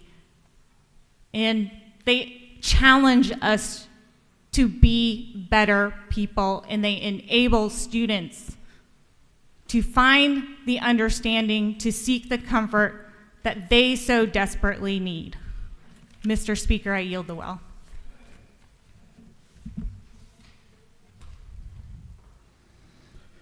We have other members that wish to be heard on the bill. Clock starts back over. The chair recognizes Representative Saines to speak to the bill. Thank you, Mr. Speaker. To me, a good bill is one where you hear more about what a bill isn't than what a bill is. A few moments ago, we were put on the House chamber screens what the procedure that currently is in place for Georgia parents to take up issues with their school systems, a procedure that had to be put on display for us because no member of this institution realized what it was. So if we don't know what the procedure currently is, why do we expect the parents of our youth to? That is not a solution looking for a problem. What this bill defines harm to minors is lacking in serious literary, artistic, political, or scientific value to minors. The books that were displayed here today, unless you think otherwise, wouldn't meet that definition. I would come to you and say maybe we should clear the books of the filth that may be in that library, and a youth might be more liable to pick up Fahrenheit 451. My dear friends, I've been honored to serve as a deputy sheriff where I taught CHAMPS instruction to 5th and middle school students. In that situation, we talked about many delicate conversations that applied to peer pressure, drug use, and the harms that come along with it. Nothing in this bill, not one piece of it, would prevent those serious conversations from taking place. What it does do is give the parents of Georgia a consistent standard. I'm honored to have Naval Submarine Kings Bay in my district, where we define in our school system a churn rate. A churn rate's where how many students were in at the beginning of the year and how many students were in at the end of the year. The difference of that is how many have come in and come out. Those individuals who face going from school to school and already a multitude of hardships shouldn't have to wonder what the process is to be involved in their parents' education, their students' education. So I'll leave you with this. Where have some members of this chamber's confidence gone? Because the confidence isn't in the parents of our Georgia youth. The confidence isn't in the students that consume and go to our public schools. Because I have confidence in this process that instills and empowers our parents to ensure that their kids are leading a high-quality education in a safe environment. Thank you, Mr. Speaker. I yield the well. Chair recognizes Chairman Setzler to speak to the bill.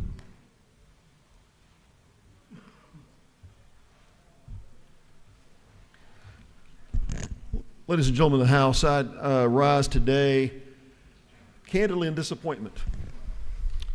I don't like to mention party names in this place, but this is not my parents' Democratic Party. The presentation I heard and the arrogance I've heard, I'm talking to Georgians and I'm talking to our members of our body here. The premise that's been laid out, I want to explore the words of our speakers that came before us. I want to unpack what they said. They stand before Georgians opposing the proposition that what this bill does is right. What this bill does, in plain terms, it allows parents of school kids, if they don't like material that their kids are being shown or being offered, to go to the principal and complain about it. It gives them that right. The second thing it does, if they don't like the principal's decision, it allows them to make an appeal to the Board of Education. And if they don't like that decision, doesn't matter. The Board of Education decides. There's no overriding. There's no burning of books by anybody. And what it simply says is those things that have been complained about by parents are disclosed in title. It doesn't list an entire book. It doesn't list page after page after page. This bill simply allows parents to say and give them guarantees in law, if they don't like what their kids are being shown in school, they can complain to the principal and make an appeal to the school board. That's what this bill does. So if there are 10,000 moms watching or dads watching in Georgia, I want you to understand what's been proposed by this. This is not the party of my parents that's opposing this bill. Friends, what was said before us, I think, should insult Georgians. The words said by one of our members, and we don't mention members' names here, the first speaker on this bill said it allows individual parents, or the effort was, this effort behind this bill they falsely proclaimed, was to allow individual parents to override the powers of the school board. That's false. All it simply says, all this bill does is give the rights of parents to be heard. Should parents not be heard? Should the arrogance that I heard during the debate of this bill over the last couple of years, the arrogance that parents shouldn't even be able to complain about this or even know the titles that are being shown in their kids' school. Do we as a General Assembly believe that the titles that are in kids' schools that have been complained about and raised as questions shouldn't be shown and exposed to the public? Opposition to this bill suggests that the public shouldn't know the titles that have been complained about on content in their school systems. Parents absolutely have a right to know what those titles are, and parents absolutely have a right, as this guarantees, to be shown in the school library or in a means defined by the school board to look at the material their kids are being shown. I was part of this debate. And as I look at the Georgians who weren't part of this debate, I want you to understand that people came to me and said, parents don't need to see this. Everyone in the public doesn't need to see what's being shown to our kids. What agenda is in place that leads to the members that spoke before us today that says all this content shouldn't be available to the public? All this content shouldn't be available for parents to see because they might complain about it. Parents have an absolute right to see what their kids are being taught. If we as government leaders are providing content funded by our tax dollars and put in front of first graders, sixth graders, 12th graders, and mom and dad can't see it, who can see it? What kind of oversight do we have? If mom can't see it, who can? Why do we oppose the simple proposition, the balanced, moderate proposition in this bill, that if parents don't like the content that the kids are being shown, they ought to be able to complain to the principal about it? And that there's an appeal to the school board. That's what's in this bill, nothing more, nothing less. All this nonsense, I'm disappointed in this chamber, the nonsense that's just referring to this as some kind of caveman agenda that they want to block. And again, the words were said, the cave people need to be blocked. They're demanding that their views should be recognized over others. That's false. This simply provides a process where their views can be heard. That's it. The speakers opposed to this bill said earlier on they were cherry-picking isolated circumstances, that there's this disease that's somehow festering that we're allowing to fester. And they're enabling this spirit that's corrosive to the public trust.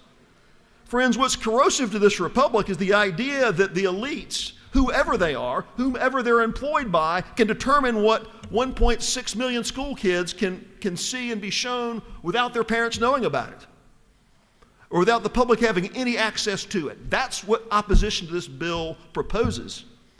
It is breathtaking. And if you're an in-between voter out there that's just a member of the public that doesn't really affiliate with one party or the other, I want you to hear the clear distinction today. Not in my words, but in the words of those who oppose this simple bill that simply gives transparency to parents.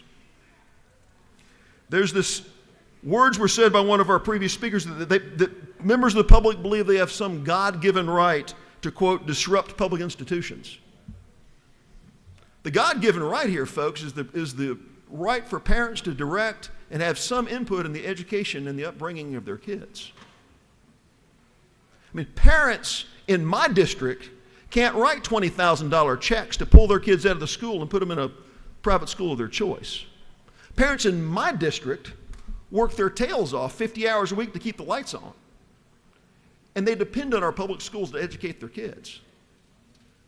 If the stifling arrogance that parents can't complain about content that's being presented to kids, to a principal, and have an appeal to the school board is not okay for this other party, what on earth do you believe? Mr. Speaker, I'm going to wrap up shortly, but there's a couple other things that were addressed that need to be said. The idea that these are made up figments of our imagination. Friends, I'd love to be able to read to you, or I'd love to expose to you some of the content that's in our public schools. You know why I won't do it? I won't do it because the language our high school kids are being exposed to in most every high school in Metro Atlanta can't be read from this well. I would not demean this house to stand in front of Georgia, in front of all you guys, and read the words that every single high school kid virtually in the metro area can read on titles inside their libraries, funded by us, funded by our tax dollars. the F word after F word after F word after F word after F word, describing violent rape in a way that's not even really probative to history. We agree that these stories of slavery and the awful history of our past need to be told. Thank you for that. Thank you that we tell those stories. But these fiction novels that are just these dystopian, it's just dystopian filth. I can't read before Georgians because it's that bad. But our tax dollars are putting them before kids, and this minority party has the arrogance to suggest parents should be able to raise their hand and have an appeal to the principal to adjudicate that.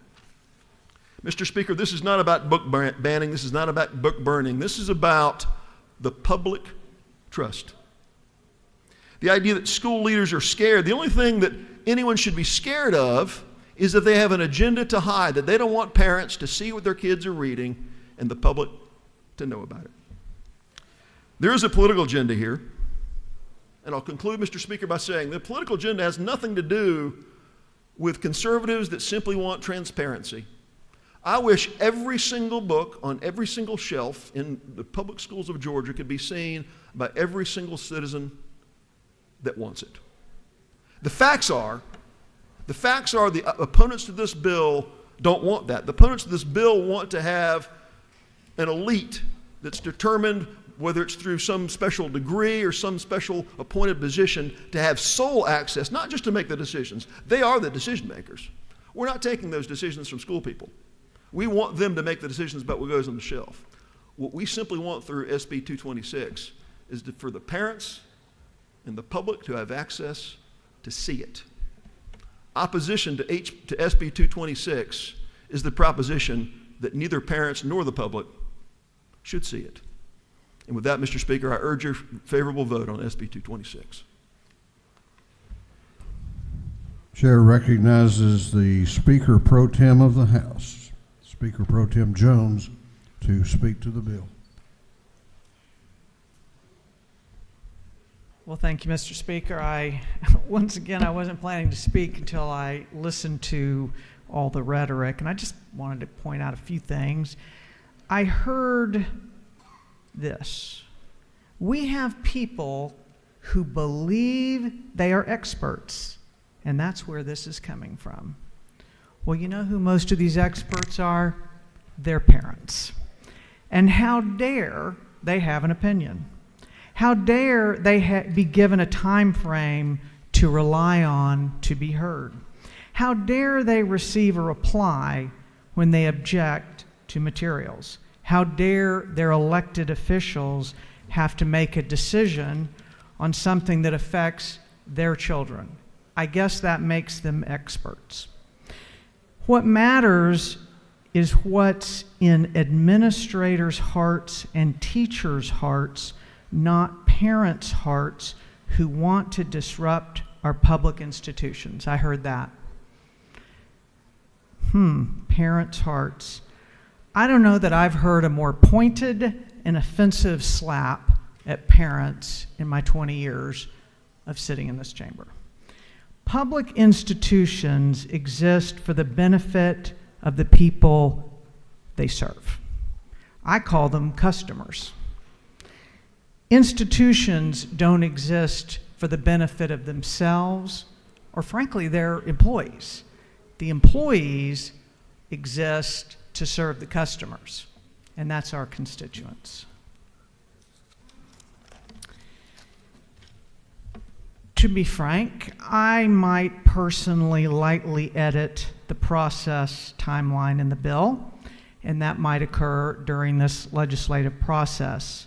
But what I appreciate in the bill is that it provides a definitive process with a beginning and a required decision by the people that these parents elect. I heard this. This bill scares me and saddens me because administrators will feel pressure from those who don't have their best interests at heart. The legislation leaves decision-making at the local level. Let me just say that again. The parents actually aren't given the final decision-making in this bill. They're really just given a process, transparency, and someone has to make a decision, those who are elected or including the administrators. Wow, that's really not something that should scare anyone, because they have that decision-making ability now, and we're not giving it to those experts that scare us, parents. It doesn't remove any particular material from the shelves, including the book Beloved. Local boards of education reflecting their local communities will make those final decisions on materials.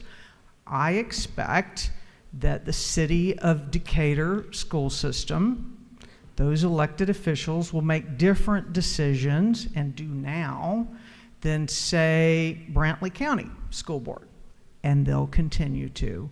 And don't we think that locally elected officials should reflect, their decisions should reflect the local communities that they represent, not what you want, but what the people who elect them want. Let's see, what did I hear? It's not about students, but about a political agenda. You know, I've learned that's what you say when you can't debate the merits of the words on the paper in the bill, but rather you want to scare your own voters into voting. The legislation, once again, just lays out a process when a parent wants materials reconsidered as to whether they are age appropriate. And again, it'll be different decisions in the city of Atlanta than it might be in West Georgia. And it should be. And if you don't like it, there's the local public library, and there's your own books at home. It requires transparency. Why are you or anyone afraid of transparency? Oh my gosh, they might have to post a link to a material that parents object to because the locally elected officials decided, yeah, you know, we heard you, but we don't agree with you, we're going to leave it. Is it maybe because you might be ashamed of, you think they might be ashamed of their decision? I mean, if you're proud of your decision and you think it ought to be in the schools, post it. I wouldn't have a problem with all the materials that are provided in a library being put on the website. I mean, it's their children, not yours. I heard the phrases book bans, book burning, incendiary phrases that are designed to obfuscate from the real intent and effect of the legislation. And here's what it is. Parents' views matter. Parents should and must have a role in their children's education. I hear from the other party frequently that, you know, we need to give a day off for parents so they can volunteer in their schools. You know what? Parents really don't want to just help out with cookie sales. They really don't. They don't want to only sell wrapping paper. They actually want to have a voice in their own children's education. Please don't try to channel them into what you think are socially acceptable roles. They want to have a meaningful role in their own children's education. And I honor that that will be reflected differently in different areas of the state. This bill is not anti-LGBTQ. It's not anti-women. It's not anti-Holocaust.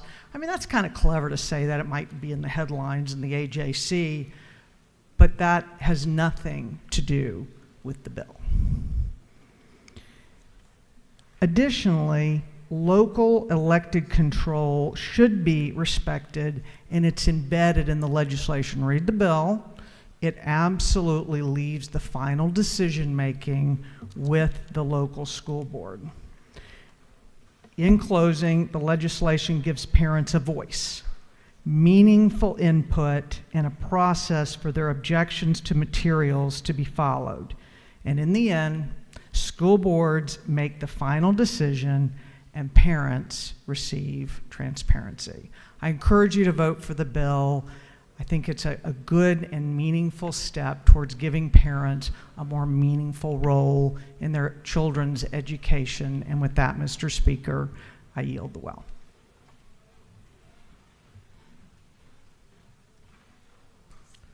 Is there any objection to the previous question being ordered? The chair hears none. The previous question is ordered. We're now on to the minority report and the chairman's time, and by rule, that is 20 minutes each to be allocated as the members see fit. Chair recognizes the Minority Caucus Whip, Representative Wilkerson, for the minority report. Thank you, Mr. Speaker. I was actually not going to come up today, but I had a few questions, and I listened to the passionate debate on both sides, and I think I have the connection here. If you look at the bill, because we said we didn't want to talk about the bill, so let's talk about the bill for a second. It amends code section, 20-2-324.6. Okay, the internet. And then as Representative Kendrick pointed out, you actually talk about books in 160-4-4-01. I think the disconnect is there already is a process in place for parents to get that input, because as a parent, the biggest input we had was not going to our school board, was not going to our teachers, it was going to my child's bedroom. It was going to the kitchen table where we actually looked at the material that we were talking about, that they were studying. So if you're relying on the schools to educate your children alone and you only want to go to the school boards, then I think we need to have another discussion. But I think the big disconnect that I'm hearing is the fact that some of us just didn't read the code section this actually applies to. If you had read 160-4-4-01, it's already in law, what we're asking for. What's not in law, though, is if you turn to line 43 and 44, where you have 10 days to resolve that complaint, unless it's mutually agreed upon the parent and the guardian. Basically, if a parent does not want to give concession for whatever's happening in that school district, it's not going to be mutually agreed upon. So I think that's one of the issues that I think people have with the bill. The other piece we talk about for 12 months, I'm not sure what the intent of is putting a book on there for 12 months. If the school's made a decision and the parents, and it's went up the chain to the school board and it's elevated all the way up, why do we need to put those books on there for 12 months unless it's just to continue to round people up for the next few months and continue to do that? So I think as far as the bill, that's where I have confusions. I'm voting no. And I would say if we want to amend 160-4-4-01, we start with that. We put the bill in Education Committee. This shouldn't be a Judiciary bill as far as I'm concerned. And then we restart and look at how we make the bill better. If the goal is parental input, then I would say put it with the professionals. I'm seeing that a lot this session where we're putting bills with masks and education, we're putting vaccines over here, and the bills are just, we're talking about things that probably the expertise is not there. So I would ask us to go back, look at what Representative Kendrick put up there, 160-4-4-01, and see if we can start with that as a starting point versus a code section that doesn't even apply to books. And I yield the well. Chair recognizes Representative Matthew Wilson to speak to the minority report. Thank you, Mr. Speaker. Colleagues, since I'm leaving the chamber, I think it's safe for me to admit this, but there's a particular phrase that's really started to grate on my ears louder and louder every time I hear it. And you know what I'm talking about. I'm sure it grates on your ears too. This bill is a solution in search of a problem. I'm going to get in a little bit of trouble with my friends for saying this, so let me explain myself. I don't mean to say that it's contrived. Almost all the time, it's right on the money. But almost all of the time is a lot of times this session. It's a dead horse. We beat so much in this well that it's basically a bottle of glue. So yes, I think it applied pretty well here too, but I'm not going to say it. What I will say is that this problem we've created to solve is evidence of something far more pernicious and pervasive than we're willing to admit. Now, just hear me out, because I do have a great deal of respect for my friend from Waycross, though I often question his choice of neckwear.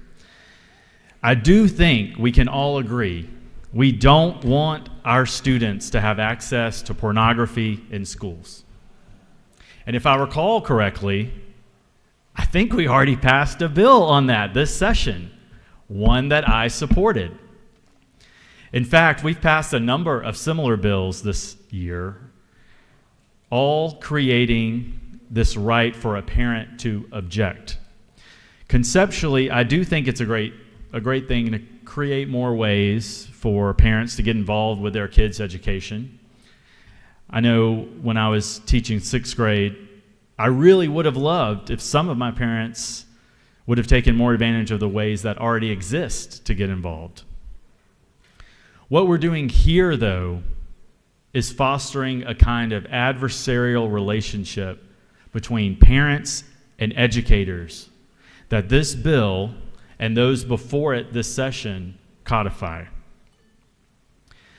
This process for parents to object to materials and turn our schools' administrators into judges and jurors keeps coming up. It seems like the majority is trying yet again to ride that line of pleasing the loudest and angriest voices by giving them yet another field to fight on, and just hoping nothing truly harmful comes from it. That's the thing, though. It's a really dangerous game that you're playing. But Representative Wilson, think of the children.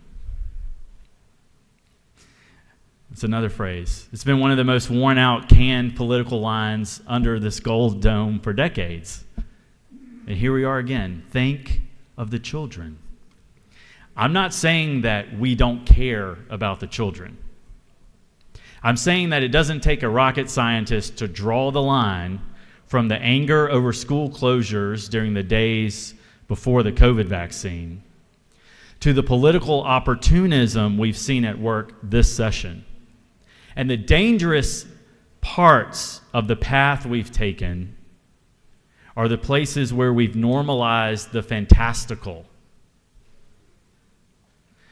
I don't know if you've forgotten, but one of the majority party's members of Congress representing our state right now rose to fame and prominence by posting about how Nancy Pelosi and Hillary Clinton were running a child prostitution ring. And I'm not laying that at anyone's feet here in this chamber, but she's about to go on stage tomorrow, an hour from here, just before our former president. We have taken the clearly deranged and made it mainstream. And I don't know if you've had the energy after our long session days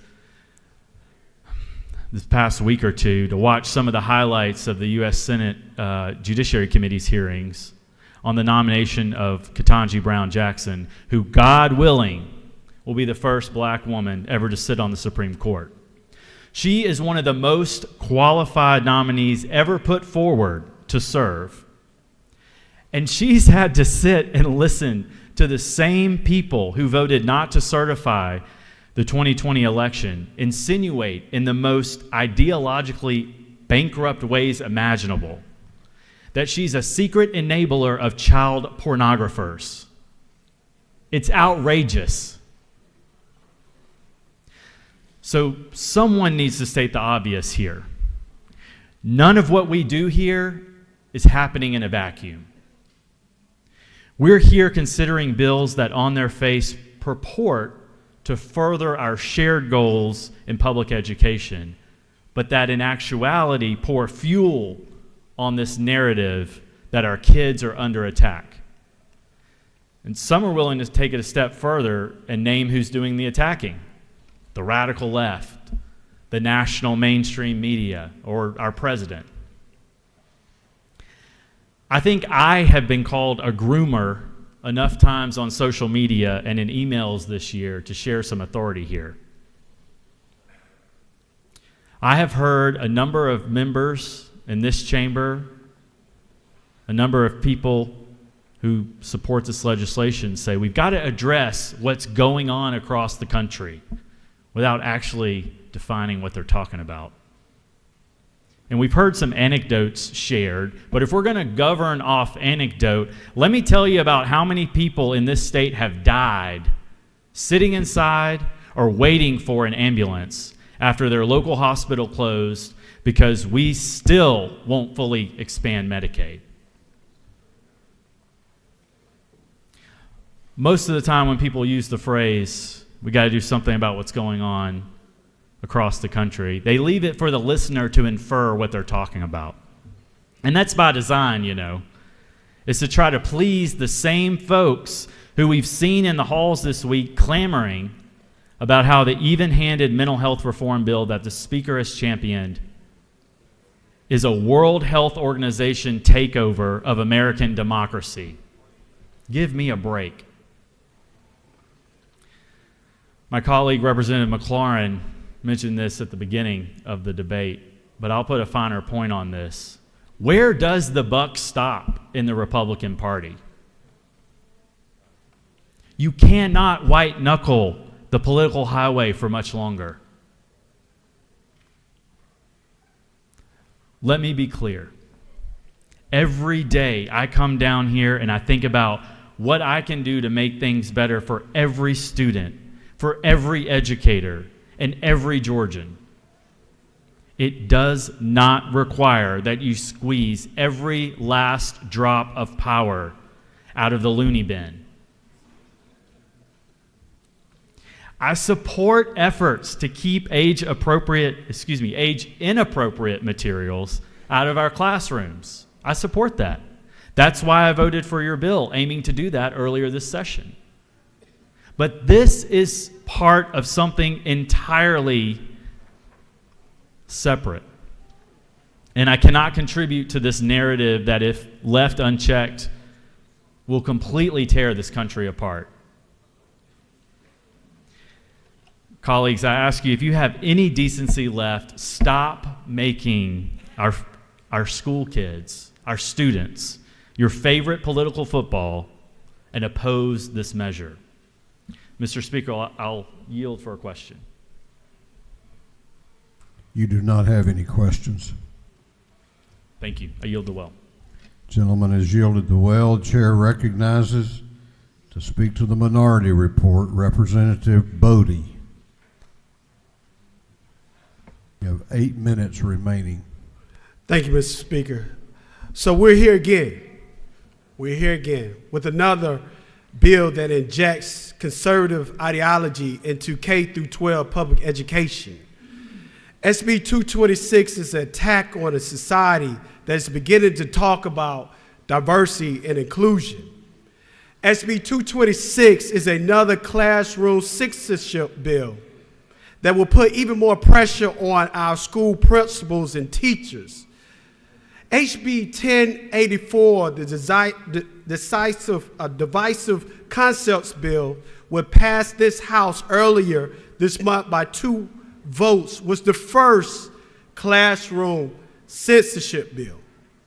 Now, these classroom censorship bills are not a new development in Georgia, as you have heard, and as you research book banning bills and the divisive concept bills are starting to become the national norm, with over 36 other states passing these type of bills within the last year. So I look at SB 226 and HB 1084 as a package deal. This is a package deal from ALEC and other conservative think tanks out of Washington, D.C., manufacturing an issue and a problem so Republicans can have something to fight for and champion during an election year. But my question would be, why not fight to expand Medicaid, to provide affordable health care for over 600,000 Georgians and create jobs in Georgia? Why not fight for raising the state minimum wage in Georgia from $5.15 so we're not tied for the lowest minimum wage with the state of Wyoming? Why not fight to expand economic development initiatives and solutions for rural Georgia instead of creating another blue ribbon committee to make recommendations. That's what the majority party has been doing for the last 18 years. And when will Republicans figure out how to provide broadband internet to rural Georgia? Oh, I forgot, we got a study committee for that too.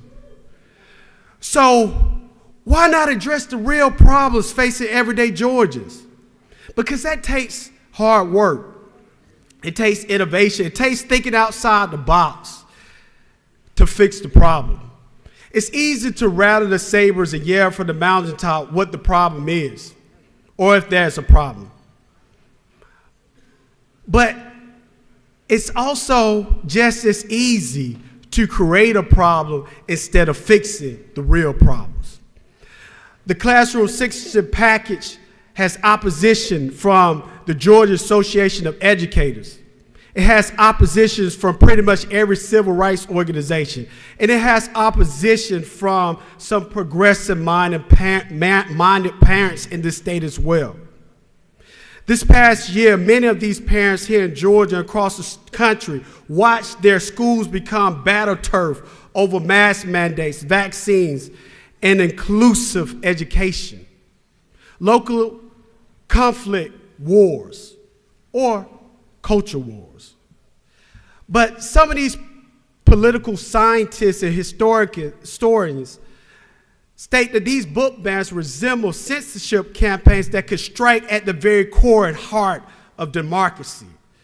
Classroom censorship bills leaves entire communities without having an opportunity to be involved in the conversation on public K through 12 education.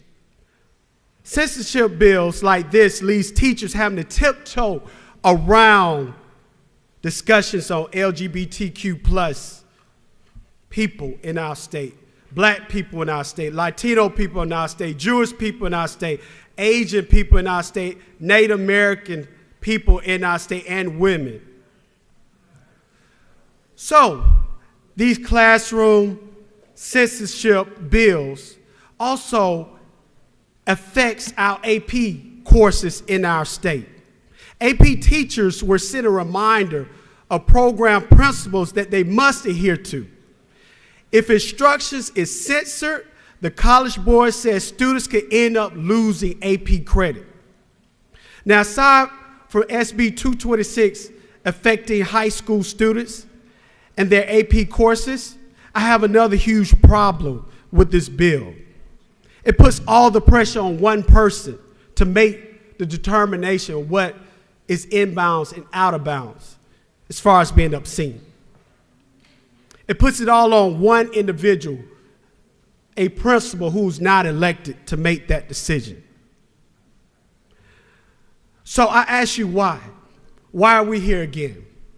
Why are we dealing with another ALEC 2-for-1 package deal? Because this is what the majority party wants to take up. So I want to talk a little bit about HB 1084 before I sit down, because this is just not another political bill. The passage of HB 1084 was personal for me. I was born and raised right here in Atlanta, Georgia, which is the birthplace of Dr. Martin Luther King Jr.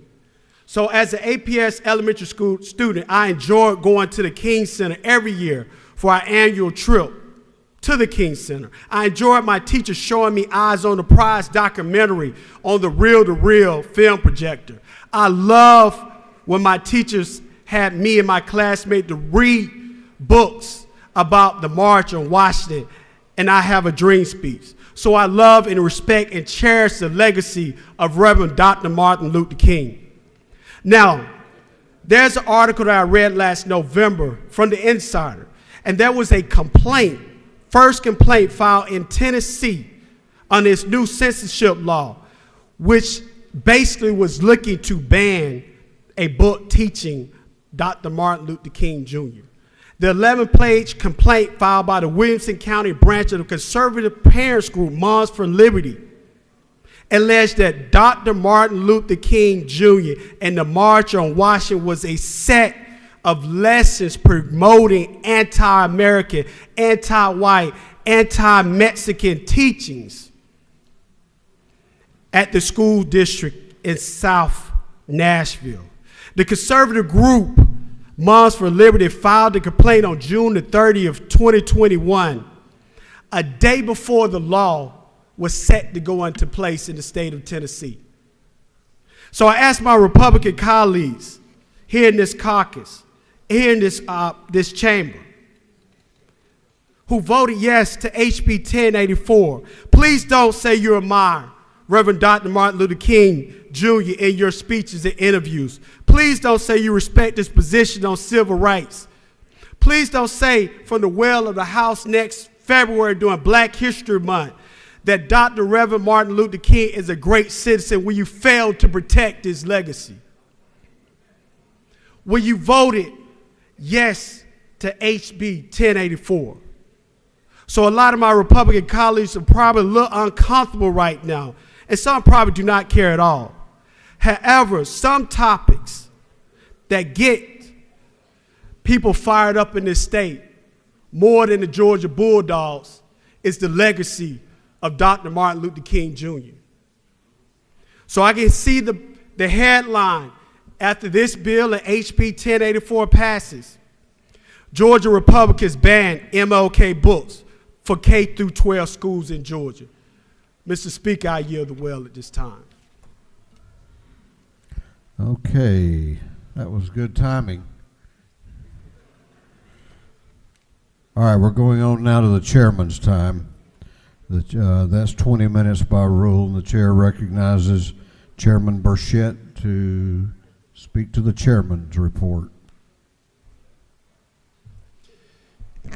Thank you, Mr. Speaker. Colleagues, I regret that the first bill of the day has turned out like it has, but here we are. Well, I'm going to go line by line through this bill and talk about what the bill does and talk about what the bill does not do. But, you know, in a broader statement, it appears to me that opponents of the bill have been arguing that it's not a good policy to have parents involved in determining what their children are to see at school, which is a taxpayer-funded political subdivision, which blows my mind that that's actually the argument being made. We do not want our parents to have due process. We do not want our parents to make a decision as to what they see and hear in school.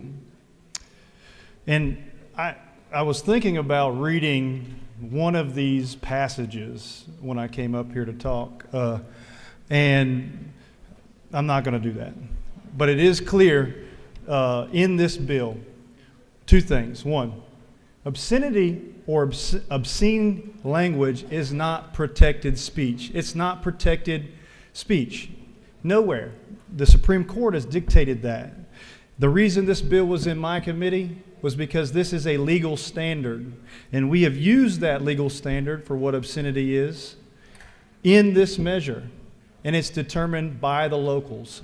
Ultimately, this retains local control. It was pointed out that we have laws in place that require this process, but like we have done time and time again, both parties, that is a very, very ambiguous law. It says you must have a process, but it doesn't say what the process is. So this is merely clarifying the time frames when you can challenge and when you must have rendered a decision. That is it. That's what it's doing. It's clarifying the law. And one of my colleagues left the well saying that in a very ominous voice, and that testifier is now running for state office or House seat. Well, it appears to me that many of the speakers in the well today are running for a statewide office. because we talked a lot about things outside of this bill. So colleagues, I certainly appreciate this debate, but the day is long already, and we have many measures to take up, and I will not bore you with my comments. I would appreciate an affirmative vote on this bill. Thank you very much for the time, and Mr. Speaker, I yield the well. Gentleman has yielded the well. Is there any objection to adopting the committee substitute? The chair hears none. The committee substitute is adopted. Is there any objection to agreeing to the report of the committee, which was favorable to the passage of the bill? The chair hears none. The report of the committee is agreed to. Shall this bill now pass? All those in favor of the passage of the bill will vote aye. Those opposed will vote no, and the clerk will unlock the machines.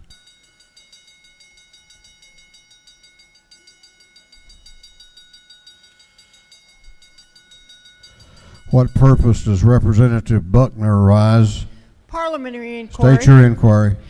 All throughout this conversation, there's been a lot of talk about local control, but I have tried to find out from others if it's about local control and the system that's in place now is working for a school system. It appears that this preempts that system that's in place now, that they will have to adopt whatever we pass here now. They will not really have local control. Is that not true, Mr. Speaker?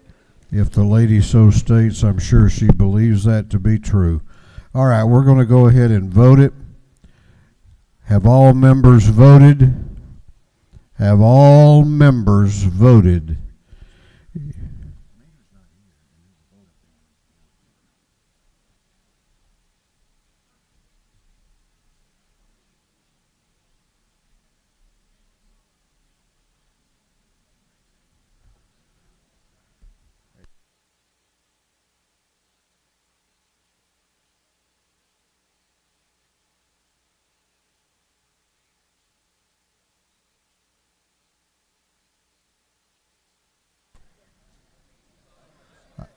I'm advised by 3 people that the member was here, voted, and then quickly left. Have all members voted?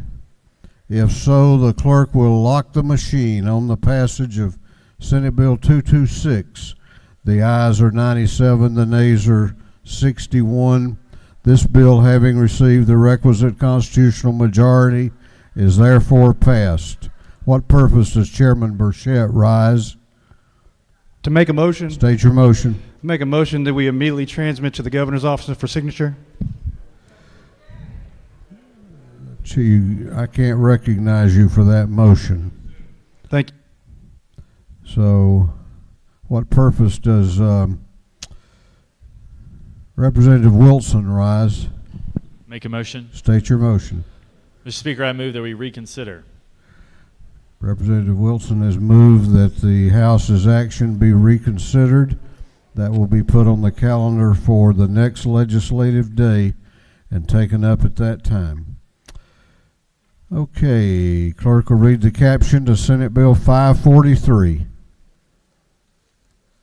Senate Bill 543 by Senator Halpern of the 39th, Parent of the 42nd, Jones of the 10th, Jordan of the 6th, Strickland of the 17th, to be entitled Act to amend Chapter 4, Title 51 of the Official Code of Georgia Annotated relating to wrongful death, so as to provide that a parent who is determined to be responsible for the homicide of his or her child shall have no right of recovery against the value of the child's life. This bill has been referred to the Committee on Judiciary. That committee recommends that this bill do pass.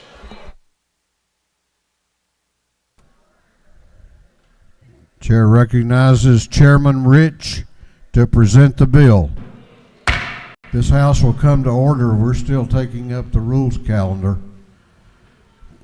Lady may proceed. Thank you, Mr. Speaker. I will be brief. Ladies and gentlemen, I bring to you Senate Bill 543. This bill clarifies an ambiguity in our code, making it clear that a parent who kills his or her child cannot recover or pursue a claim for the wrongful death of that child. Title 19, our Domestic Relations Code, provides that a parent has the right to recover for the death of his or her child. Our Torts Code Title 51 also provides that the right to recover for the death of a child is provided for in Title 19, the code that I just previously referenced.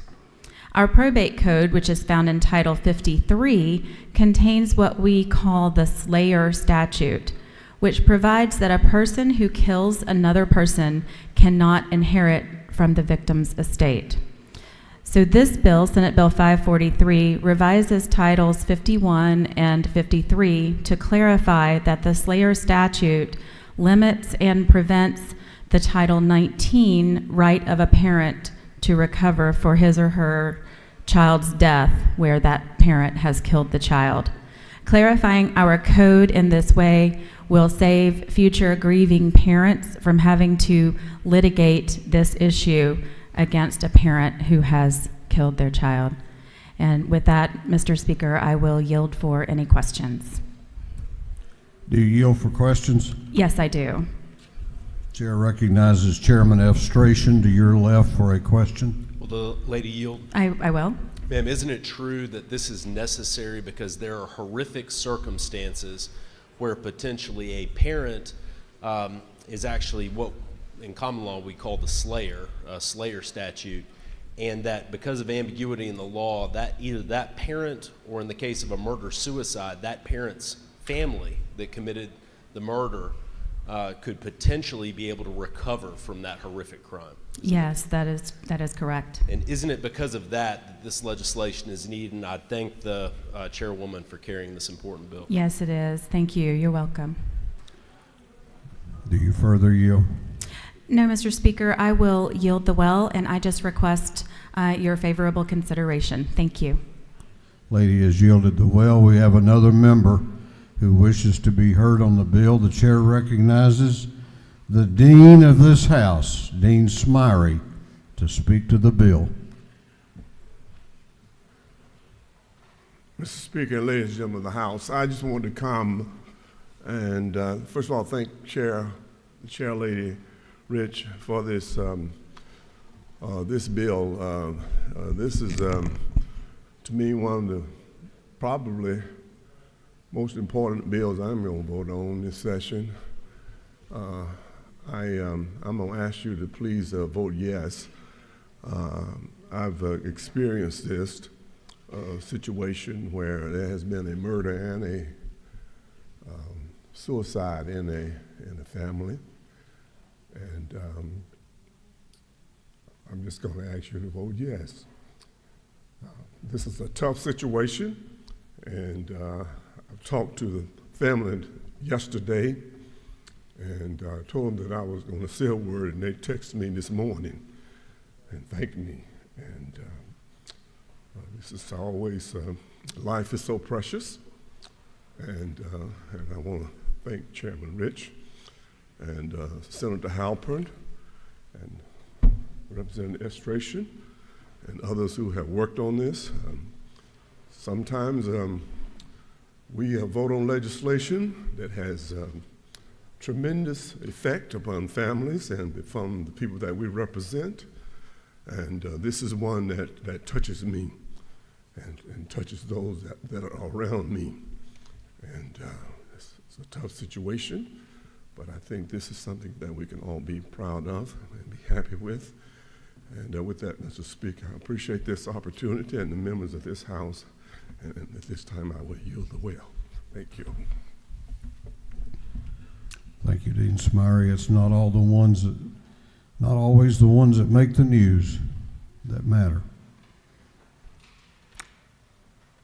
Is there any objection to the previous question being ordered? The chair hears none. The previous question is ordered.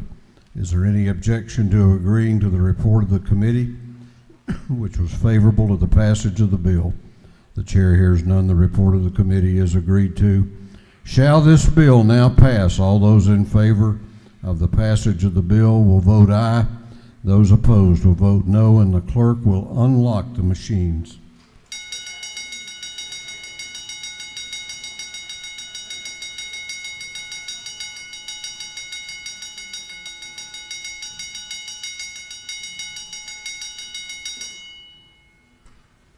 Have all members voted? Have all members voted? If so, the clerk will lock the machine on the passage of Senate Bill 543. The ayes are 156, the nays are 0. This bill, having received the requisite constitutional majority, is therefore passed. This House will be in recess for lunch until 2:30 p.m.